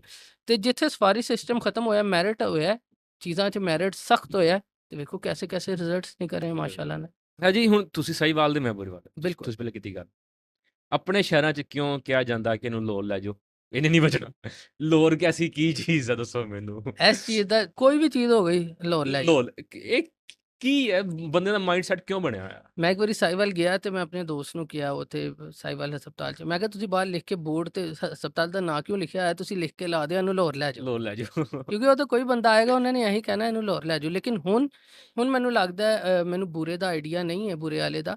ਲੇਕਿਨ ਸਾਹੀਵਾਲ 'ਚ ਬੜਾ ਸਟੇਟ ਆਫ ਦਾ ਆਰਟ ਹਸਪਤਾਲ, DHP ਬਹੁਤ ਅੱਛਾ ਕੰਮ ਕਰ ਰਿਹਾ। ਫੈਕਲਟੀ ਉੱਥੇ ਬਹੁਤ ਅੱਛੀ ਹੈ ਉਹਨਾਂ ਕੋਲ। ਉਹਨਾਂ ਕੋਲ ਡਾਇਲਿਸਿਸ ਸੈਂਟਰ ਨੇ, ਕਾਰਡਿਕ ਸੈਂਟਰ ਨੇ, ਬਹੁਤ ਹੀ ਅੱਛੇ ਹਸਪਤਾਲ ਉਹਨਾਂ ਨੇ ਕਰ ਲਏ ਨੇ। ਪਿਛਲੇ ਦੌਰ 'ਚ ਚੀਜ਼ਾਂ ਸੀਗੀਆਂ ਜਿਨ੍ਹਾਂ 'ਤੇ ਕੰਮ ਹੋਣਾ ਚਾਹੀਦਾ ਸੀ, ਲੇਕਿਨ ਪਿਛਲੇ ਕੁਛ ਅਰਸੇ ਤੋਂ, ਕੋਈ 10 12 15 ਸਾਲ ਤੋਂ ਸਾਡੀਆਂ ਚੀਜ਼ਾਂ ਬਹੁਤ ਬਿਹਤਰੀ ਵੱਲ ਜਾ ਰਹੀਆਂ। ਜੇ ਅਸੀਂ ਦੇਖੀਏ ਤੇ ਹੁਣ ਮੈਨੂੰ ਜੋ ਲੱਗਦਾ ਹੈ, ਸਾਨੂੰ ਇਸ ਚੀਜ਼ 'ਤੇ ਵੀ ਕੰਮ ਕਰਨਾ ਚਾਹੀਦਾ ਹੈ। ਵਾਲਿदैन ਨੂੰ ਇਸ ਚੀਜ਼ 'ਚ ਸੋਚਣਾ ਚਾਹੀਦਾ ਹੈ ਕਿ ਵਾਲਿदैन ਦਾ ਇਹੀ ਹੁੰਦਾ ਸਾਡਾ ਬੱਚਾ ਡਾਕਟਰ ਬਣੇ। ਬੱਚਾ ਜੋ ਮਰਜ਼ੀ ਚਾਹੁੰਦਾ, ਲੇਕਿਨ ਉਹਨੇ ਬਣਨਾ ਡਾਕਟਰ ਹੈ। ਡਾਕਟਰ। ਤੇ ਪਲੀਜ਼ ਉਹ ਕਰਨ ਮਿਹਰਬਾਨੀ ਕਰਕੇ ਜਿਹੜਾ ਬੱਚੇ ਦਾ ਦਿਲ ਕਰਦਾ ਹੈ। ਕਿਉਂ? ਉਹਦੇ ਨਾਲ ਕੀ ਹੈ, ਜਿਹੜਾ 5000 ਡਾਕਟਰ ਬਣਦਾ, ਉਹ 3000 ਆ ਜਾਏਗਾ। 2000 ਬੱਚਾ ਕਿਸੇ ਹੋਰ ਫੀਲਡ 'ਚ ਜਾਏਗਾ। ਜਿਸ ਚੀਜ਼ 'ਚ ਉਹਦਾ ਦਿਲ ਹੈ, ਉਹ ਉਸ ਫੀਲਡ 'ਚ ਬਹੁਤ ਅੱਛੇ ਨਾਲ ਕੰਮ ਕਰੇਗਾ। ਕਰੇਗਾ। ਇਸ ਚੀਜ਼ ਨੂੰ ਸੋਚਣਾ ਚਾਹੀਦਾ। ਇਹ ਨਹੀਂ ਕਿ ਹੁਣ ਡਾਕਟਰ ਹੀ ਬਣਨਾ ਫੇਰ ਹੀ ਤੇਰੀ ਜ਼ਿੰਦਗੀ ਹੈ।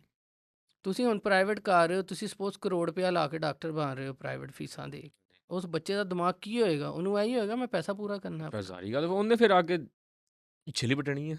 ਹੁਣੇ ਮੇਰਾ ਇੱਕ ਰੈਫਰੈਂਸ ਵਾਲਾ ਬੰਦਾ ਹੈ, ਤੇ ਉਹਨੇ ਆਪਣੇ ਪੁੱਤਰ ਨੂੰ ਕਰਾਇਆ MBBS, ਤੇ ਮੈਨੂੰ ਮੇਰੀ ਉਹਦੇ ਨਾਲ ਗੱਲ ਹੋਈ, ਤੇ ਕਹਿੰਦਾ ਯਾਰ ਸੁਨੈਨ ਕੋਈ ਨਹੀਂ, ਪੈਸੇ ਹੀ ਲੱਗੇ ਨੇ। ਮੈਂ ਕਿਹਾ ਕੁਛ ਤੇ ਤੁਸੀਂ ਸੋਚੋ ਨਾ। ਕਹਿੰਦੇ ਮੇਰੀ ਉੱਥੇ ਉੱਥੇ ਇੰਨੀ ਜ਼ਮੀਨ ਪਈ ਏ, ਕਿਸੇ ਇਹਨੂੰ ਮੈਂ ਹਸਪਤਾਲ ਬਣਾ ਦੇਣਾ, ਚਲਾਏਗਾ, ਡਾਕਟਰ ਅੱਗੇ ਰੱਖੇ। ਮਤਲਬ ਉਹ ਉਸ ਚੀਜ਼ ਨੂੰ ਬਿਜ਼ਨਸ ਮਾਈਂਡ ਨਾਲ ਹੀ ਲੈ ਕੇ ਜਾ ਰਹੇ ਨੇ ਇਹ ਤਾਂ ਮਸਲਾ ਨਾ ਕਿ ਅਸੀਂ ਉਹਨੂੰ ਬਿਜ਼ਨਸ ਹੀ ਲੈ ਕੇ ਚੱਲਣਾ ਹੈ। ਤੇ ਇਹ ਤਾਂ ਸਾਡੀ ਆਵਾਮ ਨੂੰ ਵੀ ਥੋੜ੍ਹਾ ਜਿਹਾ ਇਸ ਚੀਜ਼ ਤੇ ਹੱਥ ਡੱਕਣਾ ਚਾਹੀਦਾ ਹੈ। ਅੱਛਾ ਜੀ, ਚਲੋ ਅਜੀ ਮੁਲਤਾਨ ਤੇ ਲਾਹੌਰ, ਜਨਾਹ ਤੇ ਨਿਸ਼ਤਰ ਦੇ ਵਿੱਚ ਕੀ ਡਿਫਰੈਂਸ ਆ? ਨਿਸ਼ਤਰ ਦਾ ਮੇਰਾ ਇੰਨਾ ਐਕਸਪੀਰੀਅੰਸ ਨਹੀਂ ਹੈ, ਲੇਕਿਨ ਮੁਲਤਾਨ ਅੱਛਾ ਸਿਟੀ ਹੈ। ਮੁਲਤਾਨ 'ਚ ਵੀ ਤੁਹਾਨੂੰ ਬਹੁਤ ਅੱਛੀ ਫੈਕਲਟੀ ਮਿਲਦੀ ਹੈ। ਮੁਲਤਾਨ ਮੈਨੂੰ ਲੱਗਦਾ ਸੀ ਕੁਝ ਚੀਜ਼ਾਂ 'ਚ ਪਿੱਛੇ ਸੀ, ਲੇਕਿਨ ਜਦੋਂ ਦੌਰ ਆਇਆ ਸਾਡੇ PMC ਯੂਸਫ ਰਜ਼ਾ ਗਿਲਾਨੀ, ਉਹਨਾਂ ਹਾਂਜੀ। ਦੇ ਦੌਰ 'ਚ ਮੁਲਤਾਨ ਨੇ ਬਹੁਤ ਤਰੱਕੀ ਕੀਤੀ, ਬਹੁਤ ਜ਼ਿਆਦਾ ਤਰੱਕੀ ਕੀਤੀ। ਮੁਲਤਾਨ ਬਹੁਤ ਜ਼ਿਆਦਾ ਅੱਛਾ ਹੋਇਆ, ਮਤਲਬ ਬੜੀਆਂ ਚੀਜ਼ਾਂ ਬਿਹਤਰ ਹੋਈਆਂ। ਮੈਂ ਮੁਲਤਾਨ ਦੇ ਬਾਰੇ 'ਚ ਇੱਕ ਚੀਜ਼ ਕਹਿਣਾ, ਮੈਂ ਕਹਿੰਦਾ ਮੁਲਤਾਨ ਇੱਕ ਐਸਾ ਸਿਟੀ ਹੈ ਜਿੱਥੇ ਗਰੀਬ ਤੋਂ ਗਰੀਬ ਵੀ ਸਕੂਨ ਦੀ ਜ਼ਿੰਦਗੀ ਗੁਜ਼ਾਰ ਰਿਹਾ, ਅਮੀਰ ਤੋਂ ਅਮੀਰ ਵੀ ਸਕੂਨ ਦੀ ਜ਼ਿੰਦਗੀ ਗੁਜ਼ਾਰ ਰਿਹਾ। ਹਰ ਬੰਦੇ ਨੂੰ ਆਪਣੇ ਲੈਵਲ ਦੀ ਜਿਹੜੀ ਚੀਜ਼ ਉਹ ਚਾਹੁੰਦਾ ਉੱਥੇ ਉਹਨੂੰ ਮਿਲ ਜਾਂਦੀ ਹੈ। ਤੁਸੀਂ ਇਹ ਨਹੀਂ ਕਹਿ ਸਕਦੇ ਉਹਨੂੰ ਆਪਣੀ ਪਸੰਦ ਦੀ ਚੀਜ਼ ਨਹੀਂ ਉੱਥੇ ਲੱਭ ਰਹੀ। ਉਹ ਦਰਵੇਸ਼ਾਂ ਦਾ ਸ਼ਹਿਰ ਹੈ, ਉੱਥੇ ਹਰ ਚੀਜ਼ ਤੁਹਾਨੂੰ ਲੱਭ ਲੱਭ ਜਾਏਗੀ। ਜਾਂਦੀ ਹੈ। ਬਿਲਕੁਲ ਇੰਝ ਹੈ। ਡਾਕਟਰ ਪੰਜਾਬੀ ਕਿਉਂ ਨਹੀਂ ਬੋਲਦੇ? ਜੇ ਉਹ MBBS ਕਰ ਲੈਂਦੇ ਨੇ, ਚਲੋ ਇੱਕ ਡਾਕਟਰ ਹੈ, ਕਿਸੇ ਦੀ ਜਾਨ ਬਚਾਉਂਦਾ, ਚਲੋ ਇੱਕ ਜ਼ਰੀਆ ਬਣਦਾ, ਉਹ ਫਿਰ ਪੰਜਾਬੀ ਵਾਲਿਆਂ ਨੂੰ ਐਡਾ ਮਾੜਾ ਕਿਉਂ ਸਮਝਦਾ? ਪੰਜਾਬੀ ਬੋਲਣ ਲੱਗੇ ਉਹ ਸ਼ਰਮ ਫੀਲ ਕਿਉਂ ਕਰਦਾ? ਅੱਛਾ, ਮੈਂ ਤੁਹਾਨੂੰ ਇੱਕ ਇਹਦੇ 'ਚ ਇੱਕ ਹੋਰ ਗੱਲ ਮੈਂ ਐਡ ਫਿਰ ਕਰਨੀ ਚਾਹੁੰਦਾ, ਜਿਹੜੀ ਮੈਂ ਆਪਣੇ ਐਕਸਪੀਰੀਅੰਸ ਨਾਲ ਸਿੱਖੀ ਹੈ। ਜਦੋਂ ਤੁਹਾਡੀ ਸਾਰੀ ਪ੍ਰੈਕਟਿਸ ਹੋਏਗੀ ਨਾ ਪ੍ਰਾਈਵੇਟ ਹਸਪਤਾਲ 'ਚ, ਉੱਥੇ ਤੁਹਾਡੇ ਕੋਲ ਪੇਸ਼ੈਂਟ ਵੀ ਆ ਰਿਹਾ ਹੈ ਸ਼ਹਿਰ ਦਾ, ਸ਼ਹਿਰਦਾਰੀ ਗੱਲ ਹੈ ਜੀ। ਉਹ ਉਰਦੂ ਹੀ ਬੋਲੇਗਾ, ਇੰਗਲਿਸ਼ ਜਾਂ ਉਰਦੂ। ਭਾਵੇਂ ਘਰ ਪੰਜਾਬੀ ਬੋਲਦੇ ਹੋਣਾ, ਇੱਥੇ ਆ ਕੇ ਅੰਗਰੇਜ਼ੀ ਉਰਦੂ ਹੀ ਮਾਰਦੇ। ਮੈਂ ਹੁਣ ਉੱਥੇ ਡਾਕਟਰ ਦੀ ਵੀ ਮਜਬੂਰੀ ਹੈ, ਉਹਨੇ ਇੰਗਲਿਸ਼ ਤੇ ਉਰਦੂ 'ਚ ਹੀ ਗੱਲ ਕਰਨੀ। ਉਹ ਵੀ ਪੰਜਾਬੀ ਬੋਲੇਗਾ, ਉਹ ਕਹਿਣਗੇ ਹੈ ਕਿ ਬੰਦਾ ਹੈ, ਮਤਲਬ ਬੜੀ ਕਿਸਮ ਦੇ ਅਲਫਾਜ਼ ਉਹਨੂੰ ਨਹੀਂ, ਦਿੱਤੇ ਜਾਣ। ਕਿਉਂ ਪੰਜਾਬੀ ਬੋਲਣ ਨਾਲ ਜਹਲ ਕਿਉਂ? ਅਸੀਂ ਕਿਉਂ ਸਮਝਦੇ ਹਾਂ? ਸਾਡਾ ਮਾਈਂਡਸੈਟ ਕਿਉਂ ਹੋਇਆ, ਕਿਉਂ ਬਣਿਆ ਹੋਇਆ? ਹੁਣ ਇਹਦੇ 'ਚ ਮੈਂ ਛੋਟੀ ਜਿਹੀ ਚੀਜ਼ ਐਡ ਕਰਨੀ ਚਾਹੁੰਦਾ। ਮੈਂ ਹੁਣੇ ਤੁਹਾਡੇ ਪ੍ਰੋਗਰਾਮ ਤੋਂ ਪਹਿਲੇ ਮੋਬਾਈਲ 'ਤੇ ਵੀਡੀਓਜ਼ ਦੇਖ ਰਿਹਾ ਸੀ ਕਿ ਇੱਕ ਵੀਡੀਓ ਮੇਰੇ ਸਾਹਮਣੇ ਆਈ ਹੈ, ਅਤੇ ਉਹਦੇ 'ਚ ਕਿਸੇ ਇੱਕ ਦੋ ਯੂਟਿਊਬਰਸ ਦਾ ਜ਼ਿਕਰ ਕਰਕੇ ਕੁਝ ਮਦਰਸ ਕਹਿ ਰਹੀਆਂ, ਵਾਲਦਾ ਹੈਗੀਆਂ ਬੱਚਿਆਂ ਦੀਆਂ, ਅਤੇ ਉਹ ਕਹਿ ਰਹੀਆਂ ਕਿ ਜੀ ਇਹਨਾਂ ਨੂੰ ਚਾਹੀਦਾ ਪੰਜਾਬੀ ਨਾ ਬੋਲਣ, ਸਾਡੇ ਬੱਚੇ ਖਰਾਬ ਹੋ ਰਹੇ ਨੇ। ਘੱਟੋ ਘੱਟ ਚਲੋ ਵਲੋਗ ਬਣਾਉਂਦੇ ਉਰਦੂ 'ਚ ਤਾਂ ਬੋਲਣ ਨਾ, ਸਾਡੇ ਬੱਚਿਆਂ ਦੀਆਂ ਜ਼ੁਬਾਨਾਂ ਖਰਾਬ ਹੋ ਰਹੀਆਂ ਪੰਜਾਬੀ। ਮਤਲਬ ਤੁਹਾਡਾ ਮਾਈਂਡਸੈਟ ਕੀ ਹੈ? ਤੁਹਾਨੂੰ ਕੀ ਲੱਗਦਾ ਪੰਜਾਬੀ ਬੋਲਣ ਵਾਲਾ ਬੰਦਾ ਕੀ ਹੈ? ਪੱਲੂ ਹੈ, ਯਾਰ ਪੇਂਡੂ ਹੈ, ਕੀ ਹੈ? ਮੈਂ ਹੁਣ ਪੋਡਕਾਸਟ ਦੇ ਵਿੱਚ ਗਾਲ ਨਹੀਂ ਕੱਢਾਂਗਾ, ਠੀਕ ਹੈ? ਉਹ ਜਹਾਲੀਅਤ ਦਾ ਐਂਡ ਮੁਕਾਮ। ਬਿਲਕੁਲ ਇੰਝ। ਜਿਹੜਾ ਬੰਦਾ ਪੰਜਾਬ 'ਚ ਰਹਿ ਕੇ ਪੰਜਾਬੀ ਹੋ ਕੇ ਪੰਜਾਬੀ ਨੂੰ ਇਹ ਕੁਛ ਕਹਿ ਰਿਹਾ ਨਾ, ਉਹਦਾ ਜਹਾਲਤ ਦਾ ਕੋਈ ਐਂਡ ਨਹੀਂ ਹੈ। ਤੁਸੀਂ ਇਹਨਾਂ ਦੀ ਜਿਹੜੇ ਲੋਕ ਇਹ ਗੱਲ ਕਰਦੇ ਨੇ ਨਾ, ਤੁਸੀਂ ਜ਼ਰਾ ਇਹਨਾਂ ਦੀ ਬੇਸ ਵੇਖਣਾ, ਇਹ ਪਿੰਡ ਤੋਂ ਹੀ ਆਉਣਗੇ ਪਿੱਛੋਂ, ਲੇਕਿਨ ਹੁਣ ਆਪਣਾ ਆਪ ਭੁੱਲੇ ਹੋਏ ਨੇ। ਲੋਕਾਂ 'ਚ ਇਹੀ ਤਾਂ ਆਪਣਾ ਮਸਲਾ ਆਪ ਖਤਮ ਹੋ ਗਿਆ। ਇਹਦੇ ਇੱਕ 'ਚ ਮੈਨੂੰ ਲੱਗਦਾ ਸਭ ਤੋਂ ਵੱਡਾ ਰੋਲ ਹੈ ਅੰਗਰੇਜ਼ੀ ਮੀਡੀਅਮ ਦਾ।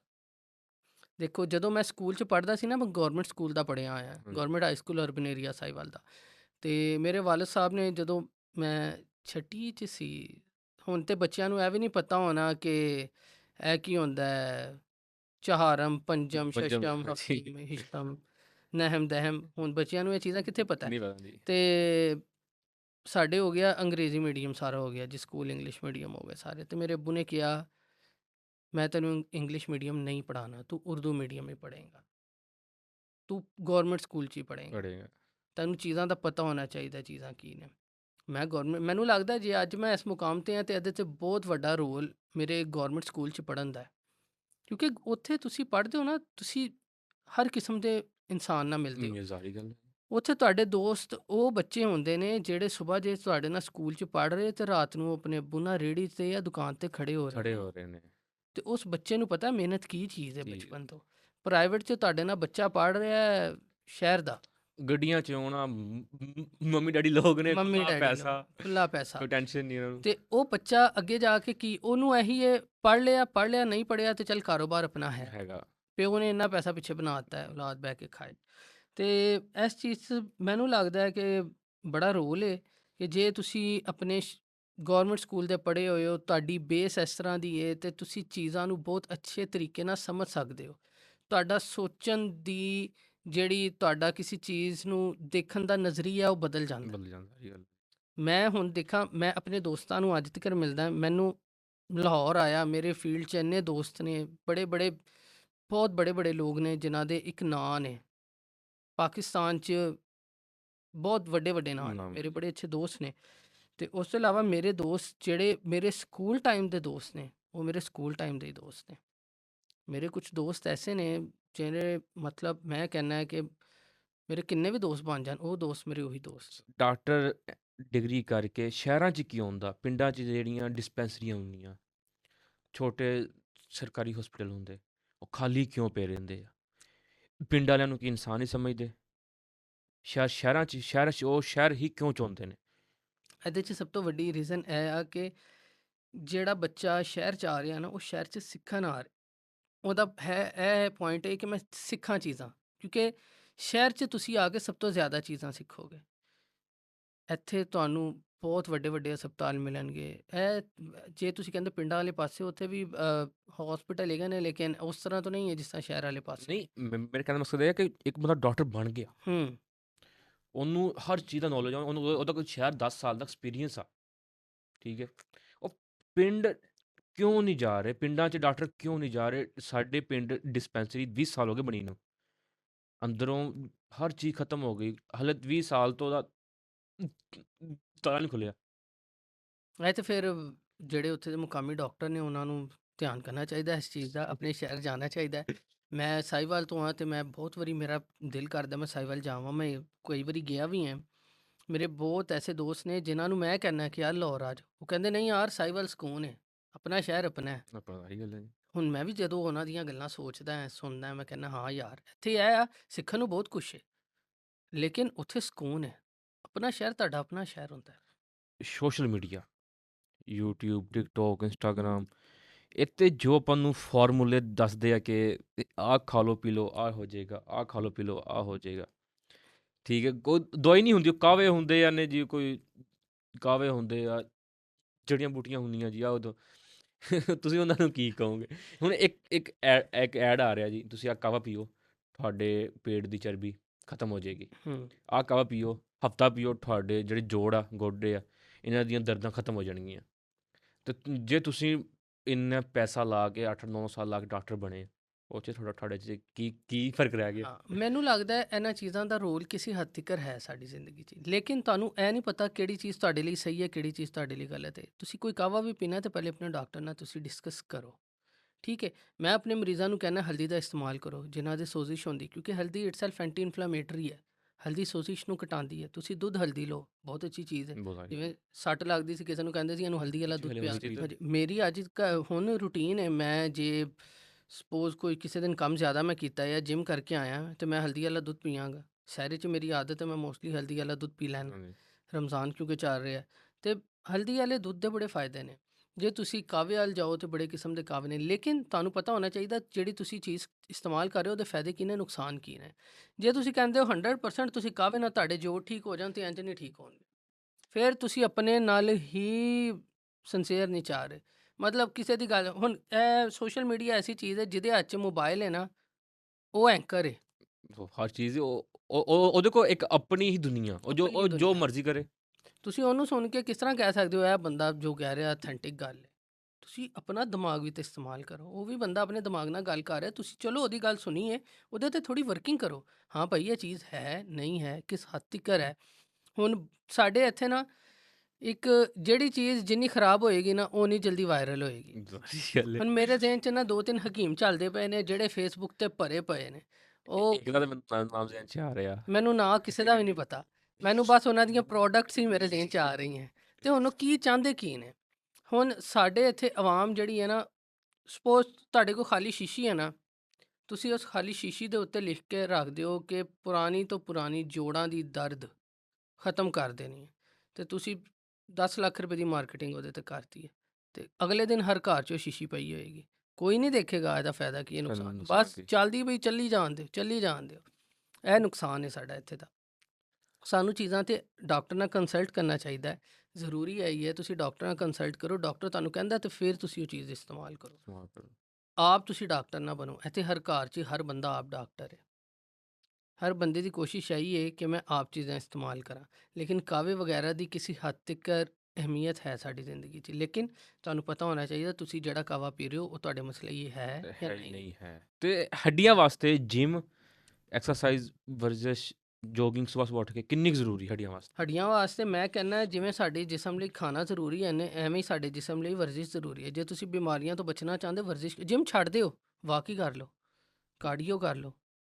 ਕਾਰਡੀਓ ਮੀਨ ਕਿ ਕਾਰਡੀਓ ਦਾ ਮਤਲਬ ਹੈ ਤੁਸੀਂ ਉਹ ਵਰਜ਼ਿਸ਼ਾਂ ਕਰੋ ਜਿਹਦੇ 'ਚ ਤੁਹਾਡੇ ਜਿਸਮ ਦਾ ਇੱਕ ਇੱਕ ਅਜ਼ਾ ਖੁੱਲੇ, ਬੋਲੇ ਹਾਂਜੀ। ਪਸੀਨਾ ਆਏ ਤੁਹਾਨੂੰ, ਤੁਸੀਂ ਆਪਣੇ ਜਿਹੜੀ ਬੈਲੀ ਫੈਟ ਹੈ, ਤੁਹਾਡੇ ਪੇਟ ਦੀ ਚਰਬੀ ਹੈ, ਉਹਨੂੰ ਘਟਾਉਣ ਦੀਆਂ ਵਰਜ਼ਿਸ਼ਾਂ ਕਰੋ। ਸਭ ਤੋਂ ਪਹਿਲੇ ਆਪਣੇ ਜਿਸਮ ਤੋਂ ਚਰਬੀ ਖਤਮ ਕਰੋ। ਹਰ ਬਿਮਾਰੀ ਦੀ ਜੜ ਚਰਬੀ ਹੁੰਦੀ ਹੈ। ਇਹ ਕਿੱਦਾਂ ਖਤਮ ਹੋਏਗੀ? ਇਹਦੀਆਂ ਬਹੁਤ ਸਾਰੀਆਂ ਤਰੀਕੇ ਨੇ, ਤੁਸੀਂ ਦਵਾਈਆਂ ਵੱਲ ਤੇ ਨਾ ਜਾਓ, ਮੈਂ ਕਿਸੇ ਨੂੰ ਸੁਜੈਸਟ ਨਹੀਂ ਕਰਦਾ ਤੁਸੀਂ ਦਵਾਈਆਂ ਵੱਲ ਜਾਓ, ਸਟੀਰਾਇਡਲ ਮੈਡੀਸਨਸ ਵਗੈਰਾ ਬਹੁਤ ਕੁਛ ਆਉਂਦਾ ਹੈ। ਵਰਜ਼ਿਸ਼ ਕਰੋ, ਵਾਕ ਕਰੋ, ਆਪਣੀਆਂ ਐਕਟੀਵਿਟੀਜ਼ ਵਧਾਓ, ਖਾਲਸ ਖੁਰਾਕ ਇਸਤੇਮਾਲ ਕਰੋ, ਬਰਗਰ ਪੀਜ਼ੇ ਸ਼ਵਾਰਮੇ ਛੱਡ ਦਿਓ, ਬੋਤਲਾਂ ਛੱਡ ਦਿਓ, ਆਪਣੀ ਡਾਈਟ ਤੁਸੀਂ ਅੱਛੀ ਰੱਖੋ। ਤੁਸੀਂ ਇੱਕ ਪਾਸੇ ਬਰਗਰ ਰੱਖੋ ਤੇ ਇੱਕ ਪਾਸੇ ਤੁਸੀਂ ਮਿੱਸੀ ਰੋਟੀ ਤੇ ਨਾਲ ਲੱਸੀ ਰੱਖ ਦਿਓ, ਕੱਚੀ ਲੱਸੀ, ਤੇ ਦੋ ਬੰਦਿਆਂ ਨੂੰ ਉਹ ਦੋ ਚੀਜ਼ਾਂ ਖਿਲਾਉਣੀਆਂ ਸ਼ੁਰੂ ਕਰ ਦਿਓ। ਬਰਗਰ ਖਾਣ ਵਾਲਾ ਬੰਦਾ ਵੇਖ ਨਾ 2 ਤੋਂ 3 ਦਿਨਾਂ 'ਚ ਤੁਹਾਨੂੰ ਉਹਦੇ 'ਚ ਕਿਹੜੀਆਂ ਬਿਮਾਰੀਆਂ ਨਜ਼ਰ ਆਉਂਦੀਆਂ, ਤੇ ਜਿਹੜਾ ਬੰਦਾ ਸਾਦੀ ਖੁਰਾਕ ਖਾਏਗਾ ਉਹ ਸੈੱਟ ਹੈ। ਸਾਡੇ ਇੱਥੇ ਕਿਹਾ ਜਾਂਦਾ ਹੈ ਜੀ ਧੁੱਪ 'ਚ ਨਹੀਂ ਨਿਕਲਣਾ, ਇਹ ਹੋ ਜਾਏਗਾ, ਸਰਦੀਆਂ 'ਚ ਇਹ ਹੋ ਜਾਏਗਾ, ਇਹ ਹੋ ਜਾਏਗਾ। ਧੁੱਪ ਵਿਟਾਮਿਨ ਡੀ ਦਾ ਸੋਰਸ ਹੈ, ਸਾਡੇ ਕੋਲ ਹੋਰ ਕੋਈ ਸੋਰਸ ਹੀ ਨਹੀਂ ਹੈ ਵਿਟਾਮਿਨ ਡੀ ਦਾ। ਸਨਲਾਈਟ ਤੋਂ ਇਲਾਵਾ ਫਿਰ ਉਹ ਕੈਪਸੂਲ ਖਾ ਰਹੇ, ਟੀਕੇ ਪੀ ਰਹੇ, ਪੀ ਉਸ ਰਹੇ। ਪਾਸੇ ਚੱਲ ਪੈਣਾ ਅਸੀਂ, ਲੇਕਿਨ ਅਸੀਂ ਇਹ ਨਹੀਂ ਕਿ ਅਸੀਂ ਥੋੜ੍ਹੇ ਜਿਹੇ ਧੁੱਪ 'ਚ ਬਹਿ ਜਾਈਏ। ਅੱਜ ਕੱਲ੍ਹ ਪਾਕਿਸਤਾਨ ਵਿੱਚ ਕਿਹੜੀਆਂ ਐਸੀਆਂ ਬਿਮਾਰੀਆਂ ਹੋ ਰਹੀਆਂ ਬੰਦਿਆਂ ਨੂੰ ਹੱਡੀਆਂ ਤੋਂ, ਐਕਸਰਸਾਈਜ਼ ਨਾ ਕਰਨੇ ਤੋਂ? ਸਭ ਤੋਂ ਜ਼ਿਆਦਾ ਜਿਹੜੀ ਮੈਂ ਦੇਖਦਾ ਹੈ ਨਾ, 2 ਕਿਸਮ ਦੇ ਸਾਡੇ ਕੋਲ ਮਰੀਜ਼ ਆਉਂਦੇ, ਇੱਕ ਜਵਾਨ ਤੇ ਇੱਕ ਬੁੱਢੇ। ਜਵਾਨਾਂ 'ਚ ਅਲੱਗ ਮਸਲੇ, ਜਿਹੜੇ ਜ਼ਈਫ ਨੇ, ਏਜਡ ਲੋਕ ਨੇ, ਉਹਨਾਂ 'ਚ ਅਲੱਗ ਮਸਲੇ। ਜਿਹੜੇ ਜਵਾਨ ਲੋਕ ਨੇ ਉਹਨਾਂ 'ਚ ਕਮਰ ਦੇ ਮਸਾਇਲ ਬਹੁਤ ਜ਼ਿਆਦਾ ਨੇ। ਉਹਦੀ ਸਭ ਤੋਂ ਵੱਡੀ ਰੀਜ਼ਨ ਹੈ ਇਹ ਸਾਡਾ ਮੋਬਾਈਲ, ਤੇ ਦੂਸਰੀ ਸਾਡੀ ਰੀਜ਼ਨ ਹੈ ਕੰਪਿਊਟਰ। ਬਹਿ ਕੇ ਕੰਮ ਕਰਦੇ ਇੰਜ ਕਰਕੇ ਹਾਂਜੀ। ਬੈਠੇ ਨੇ, ਇਹ ਸਾਰੀ ਗਰਦਨ ਅਕੜ ਗਈ। ਤੇ ਤੀਸਰੀ ਰੀਜ਼ਨ ਹੈ ਸਟ੍ਰੈਸ, ਟੈਨਸ਼ਨਾਂ। ਪਤਾ ਨਹੀਂ ਕਿਹੜੀਆਂ ਟੈਨਸ਼ਨਾਂ, ਮੈਨੂੰ ਸਮਝ ਨਹੀਂ ਆਉਂਦੀ।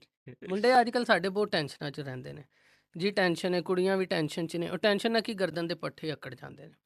ਹੁਣ ਪੱਠੇ ਅਕੜਦੇ ਨੇ, ਉਹ ਇੱਕ ਨਾ ਸਟਾਰਟ ਪੁਆਇੰਟ ਹੈ ਤੁਹਾਡੇ ਜਿਸਮ 'ਚ ਪੱਠਿਆਂ ਦੇ ਹੱਡੀਆਂ ਦੇ ਮਸਲੇ ਹਾਂਜੀ। ਸ਼ੁਰੂ ਹੋਣ ਦਾ। ਆਹਿਸਤਾ ਆਹਿਸਤਾ ਕੀ ਹੁੰਦਾ, ਗਰਦਨ ਆਕੜ ਦੀ, ਤੁਹਾਡੀਆਂ ਬਾਹਾਂ ਸੁੰਨ ਹੁੰਦੀਆਂ, ਹੱਥ ਸੁੰਨ ਹੁੰਦੀਆਂ। ਫਿਰ ਤੁਹਾਨੂੰ ਇਸ ਚੀਜ਼ ਦੀ ਕੇਅਰ ਕਰਨੀ, ਖਿਆਲ ਰੱਖਣਾ ਚਾਹੀਦਾ ਹੈ। ਤੇ ਜੇ ਅਸੀਂ ਦੇਖੀਏ ਜਿਹੜੇ ਸਾਡੇ ਕੋਲ 50 ਪਲੱਸ 50 ਤੋਂ ਉੱਤੇ ਦੇ ਲੋਕ ਨੇ, ਉਹਨਾਂ 'ਚ ਕਿਹੜੇ ਮਸਲੇ ਆ ਰਹੇ ਨੇ, ਤੇ ਉਹਨਾਂ 'ਚ ਸਭ ਤੋਂ ਜ਼ਿਆਦਾ ਗੁੱਠਿਆਂ ਦੇ ਤੇ ਕਮਰ ਦੇ ਮਸਲੇ ਨੇ। ਗੁੱਠਿਆਂ ਦੇ ਮਸਲੇ ਜਿਹਨੂੰ ਅਸੀਂ ਕਹਿੰਦੇ ਓਸਟੀਓ ਆਰਥਰਾਈਟਸ, ਜਾਂ ਹੱਡੀਆਂ 'ਚ ਹੀ ਖਲਾਅ ਘਟ ਜਾਣਾ। ਹਾਂਜੀ। ਠੀਕ ਹੈ, ਸਪੇਸ ਆ ਜਾਣੀ ਜਿਹਨੂੰ ਕਹਿੰਦੇ ਆ, ਖਲਾਅ ਪੈ ਜਾਣਾ ਪੈ ਜਾਂ ਜਾਣਾ। ਘਟ ਜਾਣਾ। ਹਾਂਜੀ। ਸਾਡੇ ਦੋਨੋਂ ਤਰ੍ਹਾਂ ਦੇ ਲੋਕ ਉਹਨੂੰ ਲੈ ਕੇ ਚੱਲਦੇ ਨੇ, ਲੇਕਿਨ ਬੇਸਿਕਲੀ ਉਹਦੇ 'ਚ ਖਲਾਅ ਘਟ ਜਾਂਦਾ ਹੈ। ਆ ਨਹੀਂ ਜਾਂਦਾ, ਘਟ ਘਟ ਜਾਂਦਾ ਹੈ। ਜਾਂਦਾ। ਹੁਣ ਉਹਦੇ 'ਚ ਇਹ ਚੀਜ਼ ਦੇਖਣੀ ਚਾਹੀਦੀ, ਤੁਸੀਂ ਵਰਜਿਸ਼ ਕਰੋ ਜਿਵੇਂ ਹੀ ਤੁਹਾਨੂੰ ਪਤਾ ਚੱਲਦਾ ਹੈ, ਤੇ ਉਹਦੇ 'ਚ ਜੇ ਤੁਹਾਡੀ ਵਾਲਦ ਜਾਂ ਵਾਲਦਾ 'ਚੋਂ ਕਿਸੇ ਦੇ ਗੋਡਿਆਂ 'ਚ ਮਸਲੇ ਹੈਗੇ ਨੇ, ਕਮਰ 'ਚ ਮਸਲੇ, ਤੇ ਤੁਸੀਂ ਹੁਣੇ ਤੋਂ ਖਿਆਲ ਕਰੋ। ਤੁਸੀਂ ਹੁਣੇ ਤੋਂ ਖਿਆਲ ਕਰੋਗੇ ਤੇ ਤੁਸੀਂ ਬਚ ਜਾਓਗੇ, ਕਿਉਂਕਿ ਉਹ ਮਸਲੇ ਤੁਹਾਡੇ 'ਚ ਆਣੇ ਹੀ ਆਣੇ ਨੇ। ਇਹ ਬਿਮਾਰੀਆਂ ਜੈਨੇਟਿਕ ਡਿਜ਼ੀਜ਼ ਨੇ, ਸਮਝ ਗਏ। ਤੇ ਇਹ ਉਹ ਬਿਮਾਰੀਆਂ ਨੇ ਜਿਹੜੀਆਂ ਜਨਰੇਸ਼ਨ ਅਗਲੀ ਨਸਲ 'ਚ ਆਉਣੀਆਂ ਹੈ। ਅਗਲੀ ਨਸਲ 'ਚੋਂ ਆਉਣ ਤੋਂ ਪਹਿਲੇ ਉਹਨਾਂ ਦੀ ਤੁਸੀਂ ਆਪਣੀ ਇਮਿਊਨਿਟੀ, ਆਪਣਾ ਕੂਵਤ ਮੁਦਾਫੀਅਤ ਇੰਨੀ ਰੱਖੋ, ਆਪਣੇ ਪੱਠਿਆਂ ਦੀ ਤਾਕਤ ਇੰਨੀ ਰੱਖੋ, ਆਪਣੀ ਖੁਰਾਕ ਇੰਨੀ ਚੰਗੀ ਰੱਖੋ ਕਿ ਤੁਹਾਡੇ ਤੇ ਮਸਲੇ ਨਾ ਆਉਣ। ਨਾ। ਇਹ ਸਭ ਤੋਂ ਵੱਡੀ ਚੀਜ਼ ਹੈ ਜਿਹੜੀ, ਜਿਹਦੇ ਤੇ ਅਸੀਂ ਸੋਚਦੇ ਹੀ ਨਹੀਂ। ਸਾਡੇ ਇੱਥੇ ਕਿਹਾ ਜਾਂਦਾ ਹੈ, ਜਿੱਦਾਂ ਹੁਣ ਸਾਡੇ ਘਰ ਨਾ, ਇੱਕ ਸਾਡੇ ਘਰਾਂ 'ਚ ਇੱਕ ਚੀਜ਼ ਘਟਦੀ ਜਾ ਰਹੀ ਹੈ, ਉਹ ਇਹ ਆ ਕਿ ਜੀ ਘਰ ਦੇ ਕੰਮ ਹੁਣ ਮੈਂ ਥੋੜ੍ਹਾ ਜਿਹਾ ਜਿਹੜੀਆਂ ਸਾਡੀਆਂ ਮਾਵਾਂ ਭੈਣਾਂ ਬੇਟੀਆਂ ਨੇ ਉਹਨਾਂ ਦੇ ਬਾਰੇ 'ਚ ਵੀ ਗੱਲ ਕਰਾਂਗੇ, ਕਿ ਜੀ ਤੁਹਾਨੂੰ ਫਿਜ਼ੀਕਲ ਐਕਟੀਵਿਟੀ ਬਹੁਤ ਜ਼ਰੂਰੀ ਹੈ। ਜਿਸਮਾਨੀ ਤੁਹਾਡੇ ਜਿਹੜੇ ਕੰਮ ਕਾਜ ਨੇ ਘਰ ਦੇ ਬਹੁਤ ਜ਼ਰੂਰੀ ਨੇ। ਉਹ ਕਹਿੰਦੀਆਂ ਅਸੀਂ ਘਰ ਦੇ ਕੰਮ ਕਰਦੇ, ਵਰਜ਼ਿਸ਼ ਹੀ ਆ। ਵਰਜ਼ਿਸ਼ ਦਾ ਮਤਲਬ ਹੈ ਤੁਸੀਂ ਦਿਮਾਗ ਸੈੱਟ ਕਰਕੇ ਕਿ ਮੈਂ ਵਰਜ਼ਿਸ਼ ਹੀ ਕਰਨੀ ਹੈ। ਨਹੀਂ। ਮੈਂ 10 ਮਿੰਟ ਵਰਜ਼ਿਸ਼ ਲਈ ਕੱਢੇ, ਘਰ ਦੇ ਕੰਮ ਕਰਦੇ, ਉਹ ਕੰਮ ਨੇ, ਉਹ ਵਰਜ਼ਿਸ਼ ਨਹੀਂ ਹੈ, ਉਹ ਕੰਮ ਹੈ। ਵਰਜ਼ਿਸ਼ ਅਲੱਗ ਚੀਜ਼ ਹੈ। ਤੇ ਆਪਣੇ ਆਪ ਨੂੰ ਥੋੜ੍ਹਾ ਜਿਹਾ ਫਿਜ਼ੀਕਲੀ ਐਕਟਿਵ ਰੱਖੋ, ਮੋਬਾਈਲ ਦੇ ਦੌਰ ਤੋਂ ਨਿਕਲ ਜਾਓ, ਬੱਚਿਆਂ ਨੂੰ ਖੇਲਣਾ 'ਚ ਲਾਓ, ਬੱਚੇ ਖੇਲਣ। ਬੱਚਿਆਂ ਨੂੰ ਬਹੁਤ ਜ਼ਿਆਦਾ ਸਾਡੇ ਅੱਜ ਕੱਲ੍ਹ ਬੱਚਾ ਹੁਣ ਦੇਖੋ, ਖੁਰਾਕ ਬੱਚੇ ਦੀ ਹੈ ਨਹੀਂ। ਬੱਚਾ ਸਕੂਲ ਜਾਂਦਾ ਹੈ, ਮਾਮਾ ਪੈਟੀਸ ਦੇ ਦੇਂ, ਸੈਂਡਵਿਚ ਦੇ ਦੇਂ, ਦੇ ਦੇ ਬਰਗਰ ਦੇ ਦੇਂ ਤੇ ਉਹ ਵਿੱਚ 40 ਕਿਲੋ ਦਾ ਬਸਤਾ ਉਹਨੇ ਪਾਇਆ ਹੋਇਆ। ਪਾਇਆ ਬੱਚੇ ਦਾ ਕੱਦ ਉਹਦੀ ਵਜ੍ਹਾ ਤੋਂ ਨਹੀਂ ਵੱਧ ਰਿਹਾ, ਖੁਰਾਕ ਉਹਦੀ ਹੈ ਨਹੀਂ, ਬੱਚਾ ਇੰਝ ਫੈਲੀ ਜਾਏਗਾ, ਗਿੱਠਾ ਰਹਿ ਜਾਏਗਾ, ਫਿਰ ਬਾਅਦ ਚੋਂ ਕਹਿਣਗੇ ਇਹ ਮਸਲਾ ਹੈ, ਮਸਲਾ ਹੈ, ਮਸਲਾ। ਭਾਜੀ ਅੱਜ ਤੁਸੀਂ ਪੰਜਾਬੀ 'ਚ ਕੀਤਾ ਪੋਡਕਾਸਟ, ਠੀਕ ਹੈ। ਬਿਲਕੁਲ। ਜਿਹੜੇ ਹੋਰ ਡਾਕਟਰ ਨੇ ਜਿਹੜੇ ਇਸ ਚੀਜ਼ ਨੂੰ ਅੱਛਾ ਨਹੀਂ ਸਮਝਦੇ ਕਿ ਨਹੀਂ ਯਾਰ ਪੰਜਾਬੀ ਨਹੀਂ, ਉਹਨਾਂ ਨੂੰ ਤੁਸੀਂ ਕੀ ਕਹਿਣਾ ਚਾਹੋਗੇ? ਦੇਖੋ, ਪੰਜਾਬੀ ਸਾਡੀ ਆਪਣੀ ਜ਼ੁਬਾਨ ਹੈ ਤੇ ਪੰਜਾਬੀ ਮੈਨੂੰ ਲੱਗਦਾ ਹੈ ਕਿ ਸਾਡੇ ਬੱਚਿਆਂ ਨੂੰ ਪੰਜਾਬੀ ਪੜ੍ਹਾਉਣੀ ਵੀ ਚਾਹੀਦੀ ਹੈ। ਘਰ 'ਚ ਵਾਲਿदैन ਨੂੰ ਚਾਹੀਦਾ ਹੈ ਕਿ ਬੱਚਿਆਂ ਨੂੰ ਥੋੜ੍ਹਾ ਬਹੁਤ ਪੰਜਾਬੀ ਨਾਲ ਅਵੇਅਰ ਰੱਖਣ। ਬੱਚਿਆਂ ਨੂੰ ਪਤਾ ਹੋਣਾ ਚਾਹੀਦਾ ਸਾਡੀ ਜ਼ੁਬਾਨ ਕੀ ਹੈ। ਅੱਜ ਕੱਲ੍ਹ ਬੱਚੇ ਤੁਸੀਂ ਦੇਖੋ, ਇੱਥੇ ਤੁਸੀਂ ਜੇ 500 ਬੱਚਾ ਕੱਢਦੇ ਹੋ ਨਾ, 500 'ਚੋਂ ਕੋਈ 15 ਬੱਚੇ ਹੋਣਗੇ ਜਿਹੜੇ ਪੰਜਾਬੀ ਚੰਗੀ ਤਰ੍ਹਾਂ ਬੋਲ ਸਕਦੇ ਨੇ। ਤੇ ਇਹਦਾ ਰੀਜ਼ਨ ਇਹਦੀ ਰੀਜ਼ਨ ਹੈ, ਇੱਕ ਬੱਚਾ ਘਰ ਆ ਕੇ ਪੰਜਾਬੀ ਬੋਲੇਗਾ ਨਾ, ਮਾਂ ਕਹੇਗੀ ਕਿ ਇਹਦੀ ਕੰਪਨੀ ਨਹੀਂ ਠੀਕ, ਉਹਦੀ ਟੀਚਰ ਨੂੰ ਜਾ ਕੇ ਕਹੇਗੀ ਉਸਤਾਨੀ ਨੂੰ, ਮੇਰਾ ਬੱਚਾ ਸਹੀ ਬੱਚਿਆਂ 'ਚ ਨਹੀਂ ਬਹਿ ਰਿਹਾ, ਪੰਜਾਬੀ ਬੋਲ ਰਿਹਾ। ਮਤਲਬ ਕੀ ਤੁਸੀਂ ਕੀ ਸਮਝ ਰਹੇ ਹੋ ਪੰਜਾਬੀ ਨੂੰ? ਇਹ ਤਾਂ ਸਾਡੇ ਇਹ ਤਾਂ ਫਿਰ ਆਵਾਮ ਦੀ ਸੋਚ ਹੀ ਛੋਟੀ ਹੈ। ਆਵਾਮ ਦੀ ਸੋਚ ਛੋਟੀ, ਬਿਲਕੁਲ ਇੰਝ ਸੋਚ ਛੋਟੀ ਹੈ ਜਿਹੜੇ ਲੋਕ ਇਸ ਬਾਰੇ 'ਚ ਗੱਲਾਂ ਕਰਦੇ ਨੇ। ਮੈਂ ਕਹਿੰਦਾ ਕਿ ਜਿੰਨੇ ਵੀ ਸਾਡੇ ਸਕੂਲ ਨੇ, ਕਾਲਜਿਸ ਨੇ, ਇਹਨਾਂ ਨੂੰ ਚਾਹੀਦਾ ਹੈ ਕਿ ਬੱਚਿਆਂ ਨੂੰ ਪੰਜਾਬੀ ਦੀ ਤਾਲੀਮ ਦੇਣ। ਪੰਜਾਬੀ ਨੂੰ ਵੈਸੇ ਹੀ ਆਰਟਸ ਕਰ ਦਿੱਤਾ ਹੋਇਆ ਹੈ। ਜਿਹੜਾ ਬੰਦਾ ਕਿਤੇ ਪਾਸ ਨਹੀਂ ਹੁੰਦਾ ਕਹਿੰਦੇ ਇਹਨੂੰ ਆਰਟਸ ਰਖਾ ਕੇ ਪੰਜਾਬੀ ਰਖਾ ਦਿਓ ਪਾਸ। ਹਾਲਾਂਕਿ ਪੰਜਾਬੀ ਮੁਸ਼ਕਿਲ ਜ਼ੁਬਾਨ ਹੈ। ਪੰਜਾਬੀ ਬੋਲਣੀ ਸੌਖੀ ਹੈ, ਲਿਖਣੀ ਔਖੀ ਹੈ। ਬਹੁਤ ਔਖੀ ਹੈ। ਪੰਜਾਬੀ ਦੇ ਸ਼ੇਰ ਤੁਸੀਂ ਪੜ੍ਹੋ, ਤੁਹਾਨੂੰ ਲੱਗ ਸਮਝ ਜਾਂਦੀ, ਉਰਦੂ ਦੀ ਸਮਝ ਆ ਜਾਂਦੀ, ਪੰਜਾਬੀ ਦੀ ਨਹੀਂ ਸਮਝ ਆਉਂਦੀ। ਤੁਸੀਂ ਇਸ ਟਾਈਮ ਪਾਕਿਸਤਾਨ ਦੇ ਵਿੱਚ ਇਸ ਟਾਈਮ ਮੈਡੀਕਲ ਦਾ ਕੋਈ ਐਸਾ ਨਿਜ਼ਾਮ ਜਿਹੜਾ ਸਹੀ ਨਹੀਂ ਹੈ, ਤੁਸੀਂ ਉਹਨੂੰ ਠੀਕ ਕਰਨਾ ਚਾਹੁੰਦੇ ਹੋ ਕਿ ਮੈਂ ਠੀਕ ਕਰਨਾ? ਇਹਦੇ 'ਚ ਸਾਨੂੰ ਸਭ ਤੋਂ ਪਹਿਲੇ ਇਹ ਚੀਜ਼ ਦੇਖਣੀ ਚਾਹੀਦੀ ਹੈ ਕਿ ਕਿਸ ਤਰ੍ਹਾਂ ਤੋਂ ਸਾਡਾ ਨਿਜ਼ਾਮ ਚੱਲ ਰਿਹਾ। ਦੇਖੋ, ਬਹੁਤ ਸਾਰੀਆਂ ਚੀਜ਼ਾਂ ਜਿਨ੍ਹਾਂ 'ਤੇ ਕੰਮ ਹੋਣੇ ਚਾਹੀਦੇ ਆ। ਗਵਰਨਮੈਂਟ ਨੂੰ ਵੀ ਚਾਹੀਦਾ ਥੋੜ੍ਹਾ ਬਜਟ ਵਧਾਉਣ, ਹਰ ਚੀਜ਼ ਬਜਟ ਵੱਧ ਗਏ ਨੇ ਤੇ ਜਿਹੜੇ ਲੋਕ ਬਜਟ ਲੈ ਰਹੇ ਉਹਨਾਂ ਨੂੰ ਚਾਹੀਦਾ ਕੰਮ ਕਰਨ। ਸਾਰੇ ਲੋਕਾਂ ਨੂੰ ਚਾਹੀਦਾ ਕਿ ਚੀਜ਼ਾਂ ਕਰਦੇ ਰਹਿਣ, ਫੀਲਡ 'ਚ ਕੰਮ ਕਰਨ ਤਾਂ ਕਿ ਚੀਜ਼ਾਂ ਬਿਹਤਰੀ ਵੱਲ ਜਾਣ ਤੇ ਇਨਸ਼ਾਅੱਲਾ ਫਿਊਚਰ ਸਾਡਾ ਬਹੁਤ ਅੱਛਾ ਹੈ। ਜੇ ਅਸੀਂ ਦੇਖੀਏ ਤੇ ਬਹੁਤ ਸਾਰੇ ਕੰਮ ਹੋ ਰਹੇ ਨੇ, ਬਹੁਤ ਸਾਰੇ ਕੰਮ ਹੋ ਰਹੇ ਨੇ, ਜਿਹਦੇ 'ਚ ਮੈਂ ਦੇਖ ਰਿਹਾ ਸੀ ਹੁਣੇ ਕੁਛ ਟਾਈਮ ਪਹਿਲੇ ਸੋਸ਼ਲ ਮੀਡੀਆ JDC ਹੈ ਕਰਾਚੀ 'ਚ। ਹਾਂਜੀ, JDC ਬਹੁਤ ਅੱਛਾ ਕੰਮ ਕਰ ਰਹੀ ਹੈ। ਬਹੁਤ ਅੱਛਾ ਹੈ। ਮੇਰਾ ਅੱਗੇ ਇਨਸ਼ਾਅੱਲਾ ਅੱਲਾਹ ਪਾਕ ਮੈਨੂੰ ਤੌਫੀਕ ਦੇਣ, ਬਲਕਿ ਅੱਜ ਤੁਹਾਡੇ ਪਲੇਟਫਾਰਮ 'ਤੇ ਮੈਂ ਪਹਿਲੀ ਵਾਰੀ ਇਹ ਗੱਲ ਕਰਨ ਲੱਗਾ। ਮੇਰਾ ਆਪਣਾ ਪਲਾਨ ਹੈ ਕਿ ਅੱਲਾਹ ਪਾਕ ਮੈਨੂੰ ਇਸ ਕਾਬਲ ਕਰਨ, ਇੰਨੀ ਤੌਫੀਕ ਦੇਣ, ਛੋਟੇ ਜਿਹੇ ਲੈਵਲ 'ਤੇ ਜੋ ਮੈਂ ਕਰ ਸਕਦਾ, ਛੋਟੀ ਜਿਹੀ ਲੈਬਾਰਟਰੀ ਜਾਂ ਐਸਾ, ਜਿਸ ਤਰ੍ਹਾਂ ਤੁਸੀਂ ਕਹਿੰਦੇ ਹੋ ਪਿੰਡ ਵਾਲੇ ਪਾਸੇ ਮੈਡੀਕਲ ਸੈਂਟਰ ਨਹੀਂ ਹੈ, ਨਹੀਂ, ਹਾਂਜੀ, ਕੋਈ ਇਸ ਤਰ੍ਹਾਂ ਦਾ ਮੈਡੀਕਲ ਸੈਂਟਰ ਬਣਾਇਆ ਜਾਏ ਜਿਹਦੇ 'ਚ ਕੋਈ ਇੱਕ ਡਾਕਟਰ ਹੋਏ ਜਿਹੜਾ ਲੋਕਾਂ ਨੂੰ ਵੇਖੇ, ਦੇਖੇ, ਸਮਝੇ ਕਿ ਕੀ ਮਸਲੇ ਨੇ। ਕਿਉਂਕਿ ਤੁਸੀਂ ਜੇ ਚਲੇ ਜਾਓ ਨਾ ਸਿੰਧ ਵਾਲੇ ਪਾਸੇ, ਥਰ ਵਾਲੇ ਪਾਸੇ, ਉੱਥੇ ਕਿੰਨੀਆਂ ਬਿਮਾਰੀਆਂ ਤੁਸੀਂ ਨਹੀਂ ਸੋਚ ਸਕਦੇ। ਉੱਥੇ ਮੇਰੇ ਇੱਕ ਦੋਸਤ ਨੇ, ਉਹ ਇਸ ਚੀਜ਼ ਤੇ ਕੰਮ ਕਰ ਰਹੇ ਨੇ ਤੇ ਉਹ ਮੈਨੂੰ ਦੱਸਦੇ ਨੇ ਕਿ ਡਾਕਟਰ ਸਾਹਿਬ ਉੱਥੇ ਬਹੁਤ ਬਿਮਾਰੀਆਂ ਬੱਚਿਆਂ 'ਚ, ਬਹੁਤ ਸਾਰੇ ਬੱਚੇ ਐਸੇ ਜਿਨ੍ਹਾਂ ਨੂੰ ਤੁਸੀਂ ਦੇਖੋ ਤੇ ਤੁਹਾਨੂੰ ਪਤਾ ਚੱਲਦਾ ਹੈ ਹਾਂ ਬੱਚਿਆਂ 'ਚ ਇਹ ਮਸਲੇ ਉੱਥੇ ਆ ਰਹੇ ਹਨ, ਲੇਕਿਨ ਸਾਨੂੰ ਉਸ ਚੀਜ਼ ਦੀ ਅਵੇਅਰਨੈਸ ਹੀ ਨਹੀਂ ਹੈ। ਤੇ ਭਾਜੀ ਤੁਸੀਂ ਜਿੰਨੇ ਸ਼ੋਆਂ 'ਚ ਗਏ ਆ, ਠੀਕ ਹੈ, ਤੁਹਾਡੇ ਉਰਦੂ ਪੋਡਕਾਸਟ ਹੋਏ ਜਾਂ ਤੁਹਾਡੇ ਉੱਥੇ ਵੱਡੇ ਵੱਡੇ ਐਕਟਰ ਵੀ ਹੁੰਦੇ ਆ, ਠੀਕ ਹੈ, ਜਿਹਨਾਂ ਦਾ ਨਾਮ ਵੈਸਟਰਨ ਪਾਕਿਸਤਾਨ ਦੇ ਵਿੱਚ ਚੱਲਦਾ ਪਿਆ, ਬਿਲਕੁਲ। ਠੀਕ ਹੈ, ਦੁਨੀਆ ਨਿਊਜ਼ 'ਚ ਸ਼ੋਅ ਹੁੰਦੇ ਆ, ਅੱਛਾ ਚੀਜ਼ਾਂ, ਉੱਥੇ ਲੋਕਾਂ ਅੰਦਰ ਪੰਜਾਬੀ ਨੂੰ ਲੈ ਕੇ ਕੀ ਨਹੀਂ ਨਹੀਂ ਮਾਈਂਡਸੈਟ ਨਹੀਂ, ਹੁੰਦਾ ਪੰਜਾਬੀ ਨੂੰ ਲੈ ਕੇ ਬਹੁਤ ਅੱਛਾ ਮਾਈਂਡ ਸੈਟ ਹੈ ਤੇ ਸਾਰਿਆਂ ਬੋਲਦੇ ਦਾ। ਕਿਉਂ ਨਹੀਂ? ਇਹੀ ਚੀਜ਼ ਹੈ, ਸਾਡੇ ਆਫ ਕੈਮਰਾ ਪੰਜਾਬੀ ਚੱਲਦੀ ਹੈ, ਔਨ ਕੈਮਰਾ ਪੰਜਾਬੀ ਨਹੀਂ ਚੱਲਦੀ। ਕਿਉਂ ਨਹੀਂ ਚੱਲਦੀ? ਇਹਦੇ ਪਿੱਛੇ ਕੀ ਰੀਜ਼ਨ ਆ? ਇਹਦੇ ਪਿੱਛੇ ਇਹਨਾਂ ਨੂੰ ਆਪ ਚਾਹੀਦਾ ਹੈ ਕਿ ਔਨ ਕੈਮਰਾ ਪੰਜਾਬੀ। ਹੁਣ ਮੈਨੂੰ ਲੱਗਦਾ ਹੈ ਜਿਹੜਾ ਹਰ ਪ੍ਰੋਗਰਾਮ 'ਚ 3-4 ਕਾਮੇਡੀਅਨ ਬਿਠਾਏ ਗਏ ਨੇ, ਹਾਂਜੀ, ਇਸ ਚੀਜ਼ ਨੂੰ ਲੈ ਕੇ ਪੋਜ਼ੀਟਿਵ ਹੀ ਹੈ ਕਿ ਪੰਜਾਬੀ ਚਲੋ ਕਿਤੇ ਨਾ ਕਿਤੇ ਐਡ ਹੋ ਰਹੀ ਹੈ। ਉਹ ਲੋਕ ਆਪਸ 'ਚ ਗੱਲ ਕਰਦੇ ਆ, ਕੋਈ ਲਾਈਨ ਪੰਚ ਕਰਦੇ ਤੇ ਉਹ ਪੰਜਾਬੀ 'ਚ ਕਰਦੇ ਨੇ ਤੇ ਉਹਦੀ ਵਜ੍ਹਾ ਤੋਂ ਪਤਾ ਨਹੀਂ ਕਿੰਨੀਆਂ ਚੀਜ਼ਾਂ ਜਿਹੜੀਆਂ ਉਹ ਸਮਝਣ ਨੂੰ ਮਿਲਦੀਆਂ ਸਾਨੂੰ। ਭਾਜੀ ਇਹ ਲਾਸਟ ਵਿੱਚ ਜਿਹੜੇ ਸਾਡੇ ਪੰਜਾਬੀ ਭੈਣ ਭਰਾ ਦੇਖਦੇ ਪਏ ਆ, ਉਹਨਾਂ ਵਾਸਤੇ ਕੋਈ ਮੈਸੇਜ?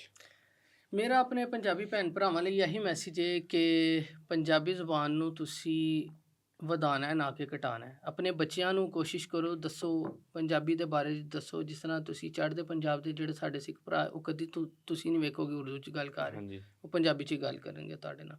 ਉਹ ਕਿਸੇ ਵੱਡੀ ਤੋਂ ਦੇਖੋ, ਮੈਂ ਇੱਥੇ ਗੱਲ ਕਰਾਂਗਾ, ਮੈਂ ਉਰਦੂ ਪੰਜਾਬੀ ਨੂੰ ਕੰਪੇਅਰ ਨਹੀਂ ਕਰ ਰਿਹਾ, ਮੈਂ ਇੰਗਲਿਸ਼ ਪੰਜਾਬੀ ਉਰਦੂ ਨੂੰ ਕੰਪੇਅਰ ਕਰ ਰਿਹਾ। ਪੰਜਾਬੀ ਤੇ ਉਰਦੂ ਇੱਕ ਫੈਮਿਲੀ ਹੈ, ਇੱਕ ਫੈਨ ਸਹੀ ਗੱਲ ਹੈ ਜੀ। ਠੀਕ ਹੈ। ਤੇ ਅਸੀਂ ਚਾਈਨੀਜ਼ 'ਚ ਆ ਰਹੀ, ਜਾਪਾਨ ਜੈਪਨੀਜ਼ 'ਚ ਆ ਰਹੀ, ਹਰ ਮੁਲਕ ਆਪਣੀ ਜ਼ੁਬਾਨ ਨੂੰ ਲੈ ਕੇ ਪ੍ਰਮੋਟ, ਅਸੀਂ ਇੰਗਲਿਸ਼। ਸਾਡੇ ਇੱਥੇ ਇੰਗਲਿਸ਼ ਹੀ ਇੰਗਲਿਸ਼ ਹੈ। ਹਾਂਜੀ ਸਾਡੇ ਇੱਥੇ ਹਰ ਚੀਜ਼ 'ਚ ਇੰਗਲਿਸ਼, ਕੋਈ ਲੈਟਰ ਆ ਜਾਏ ਕਿਸੇ ਬੰਦੇ ਨੂੰ, ਕੋਈ ਕਿਸੇ ਕਿਸਮ ਦਾ ਖਤ ਆ ਜਾਏ, ਉਹ ਉਹ ਅੰਗਰੇਜ਼ੀ 'ਚ ਹੈ। ਇੰਗਲਿਸ਼ 'ਚ ਹਾਂਜੀ। ਬਿਲਕੁਲ। ਮੈਡੀਕਲ ਦੇ ਲਿਹਾਜ਼ ਨਾਲ ਤੁਸੀਂ ਕੀ ਆਵਾਮ ਨੂੰ ਮੈਸੇਜ ਦਿਓਗੇ? ਮੈਡੀਕਲ ਦੇ ਹਿਸਾਬ ਨਾਲ ਮੈਂ ਆਵਾਮ ਨੂੰ ਇਹੀ ਮੈਸੇਜ ਦੇਵਾਂਗਾ ਕਿ ਜੇ ਤੁਹਾਨੂੰ ਹੱਡੀਆਂ, ਜੋੜਾਂ, ਪੱਠਿਆਂ ਦੇ ਮਸਾਇਲ ਨੇ ਨਾ ਜਿਨ੍ਹਾਂ ਲੋਕਾਂ ਨੂੰ, ਉਹਨਾਂ ਨੂੰ ਚਾਹੀਦਾ ਹੈ ਕਿ ਉਹ ਆਪਣੀ ਰੂਟੀਨ 'ਚ, ਆਪਣੀ ਰੋਜ਼ਮਰਰਾ ਦੀ ਜ਼ਿੰਦਗੀ 'ਚ ਵਰਜ਼ਿਸ਼ ਨੂੰ ਐਡ ਕਰਨ। ਐਡ ਕਰ ਲੈਣ। ਵਰਜ਼ਿਸ਼ ਕਰਨ ਨਾਲ ਉਹਨਾਂ ਦੀਆਂ ਬਹੁਤ ਸੀ ਚੀਜ਼ਾਂ ਜਿਹੜੀਆਂ ਉਹ ਠੀਕ ਹੋਣਗੀਆਂ। ਵਰਜ਼ਿਸ਼ ਬੜੀ ਜ਼ਰੂਰੀ ਸਾਡੇ ਜਿਸਮ ਲਈ। ਦੇਖੋ, ਵਰਜ਼ਿਸ਼ ਤੁਸੀਂ ਇਹੀ ਸਮਝੋ, ਤੁਹਾਡਾ ਬੈਂਕ ਹੈ ਨਾ, ਤੁਸੀਂ ਅਕਾਊਂਟ 'ਚ ਪੈਸੇ ਪਾਈ ਜਾ ਰਹੇ ਹੋ, ਕੀ ਤੁਸੀਂ ਆਪਣਾ ਕੁਝ ਬਣਾ ਰਹੇ ਹੋ? ਹਾਂਜੀ ਤੁਸੀਂ ਸਮਝੋ ਵਰਜ਼ਿਸ਼ ਕਰਨ ਨਾਲ ਤੁਸੀਂ ਆਪਣੇ ਜਿਸਮ ਦਾ ਕੁਝ ਬਣਾ ਰਹੇ ਹੋ। ਤੁਹਾਡਾ ਕੱਲ੍ਹ ਬੜਾ ਸੁਥਰਾ ਹੋਏਗਾ। ਤੁਸੀਂ 50 ਟੱਪੋਗੇ ਨਾ, ਬੰਦਾ ਕਹਿੰਦਾ ਨਾ ਮੈਂ ਬੜਾ ਐਕਟਿਵ ਹਾਂ, ਮੈਂ ਬਹਿਨਾ, ਖਾ ਲਿਆ, ਪੀ ਲਿਆ, ਸੋ ਗਏ। 40-50 ਟੱਪਣ ਦਿਓ, ਉਸ ਬੰਦੇ ਨੂੰ ਫਿਰ ਪਤਾ ਚੱਲੇਗਾ ਮੈਂ ਆਪਣੇ ਆਪ ਨਾਲ ਕਿੱਡਾ ਵੱਡਾ ਜ਼ੁਲਮ ਕੀਤਾ ਹੈ।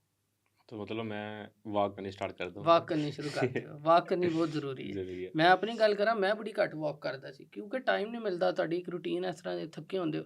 ਲੇਕਿਨ ਤੁਸੀਂ ਜਿੰਨੇ ਮਰਜ਼ੀ ਥੱਕੇ ਹੋਏ ਹੋ, ਤੁਸੀਂ ਥੋੜ੍ਹਾ ਜਿਹਾ ਵਰਕਆਊਟ, ਥੋੜ੍ਹੀ ਜਿਹੀ ਐਕਸਰਸਾਈਜ਼ ਕਰਕੇ ਦੇਖੋ, ਤੁਸੀਂ ਫਰੈਸ਼ ਹੋ ਜਾਓਗੇ ਇੱਕ ਵਾਰੀ। ਸਾਰੀ ਗੱਲ ਹੈ ਜੀ। ਬਹੁਤ ਜ਼ਿਆਦਾ ਤੁਸੀਂ ਫਰੈਸ਼ ਹੋਵੋਗੇ। ਡਾਕਟਰ ਸਾਹਿਬ ਬਹੁਤ ਬਹੁਤ ਸ਼ੁਕਰੀਆ ਜਜ਼ਾਕ ਤੁਸੀਂ ਅੱਲਾ, ਸਾਡੇ ਬਹੁਤ ਕੋਲ ਆਏ। ਇਹ ਸੀ ਜੀ ਸਾਡੀ ਅੱਜ ਦੀ ਪੋਡਕਾਸਟ। ਜੇ ਤੁਹਾਨੂੰ ਸਾਡੀ ਅੱਜ ਦੀ ਪੋਡਕਾਸਟ ਚੰਗੀ ਲੱਗੀ ਹੋਵੇ ਤੇ ਠੀਕ ਹੈ, ਤੁਹਾਡਾ ਕੋਈ ਸਵਾਲ ਹੋਵੇ, ਜੇ ਠੀਕ ਹੈ, ਸਾਡੇ ਕਮੈਂਟ ਬਾਕਸ 'ਚ ਤੁਸੀਂ ਦੱਸ ਸਕਦੇ ਹੋ। ਤੇ ਸੋਸ਼ਲ ਮੀਡੀਆ ਦੇ ਡਾਕਟਰਾਂ 'ਤੇ ਤੁਸੀਂ ਯਕੀਨ ਨਹੀਂ ਕਰਨਾ, ਠੀਕ ਹੈ। ਜਾਂ ਤੁਹਾਡੇ ਕੋਲ ਕੋਈ ਆਪਣੇ ਸ਼ਹਿਰ ਦੇ ਵਿੱਚ, ਆਪਣੇ ਪਿੰਡ ਦੇ ਵਿੱਚ, ਆਪਣੇ ਇਲਾਕੇ ਵਿੱਚ ਡਾਕਟਰ ਆ, ਹਰ ਚੀਜ਼ ਉਹਦੇ ਮਸ਼ਵਰੇ ਦੇ ਨਾਲ ਖਾਇਆ ਕਰੋ। ਤੇ ਜਾਂਦੇ ਹੋਏ ਇਹਨੂੰ ਲਾਈਕ, ਸ਼ੇਅਰ ਤੇ ਸਬਸਕ੍ਰਾਈਬ ਲਾਜ਼ਮੀ ਕਰ ਦਿਓ।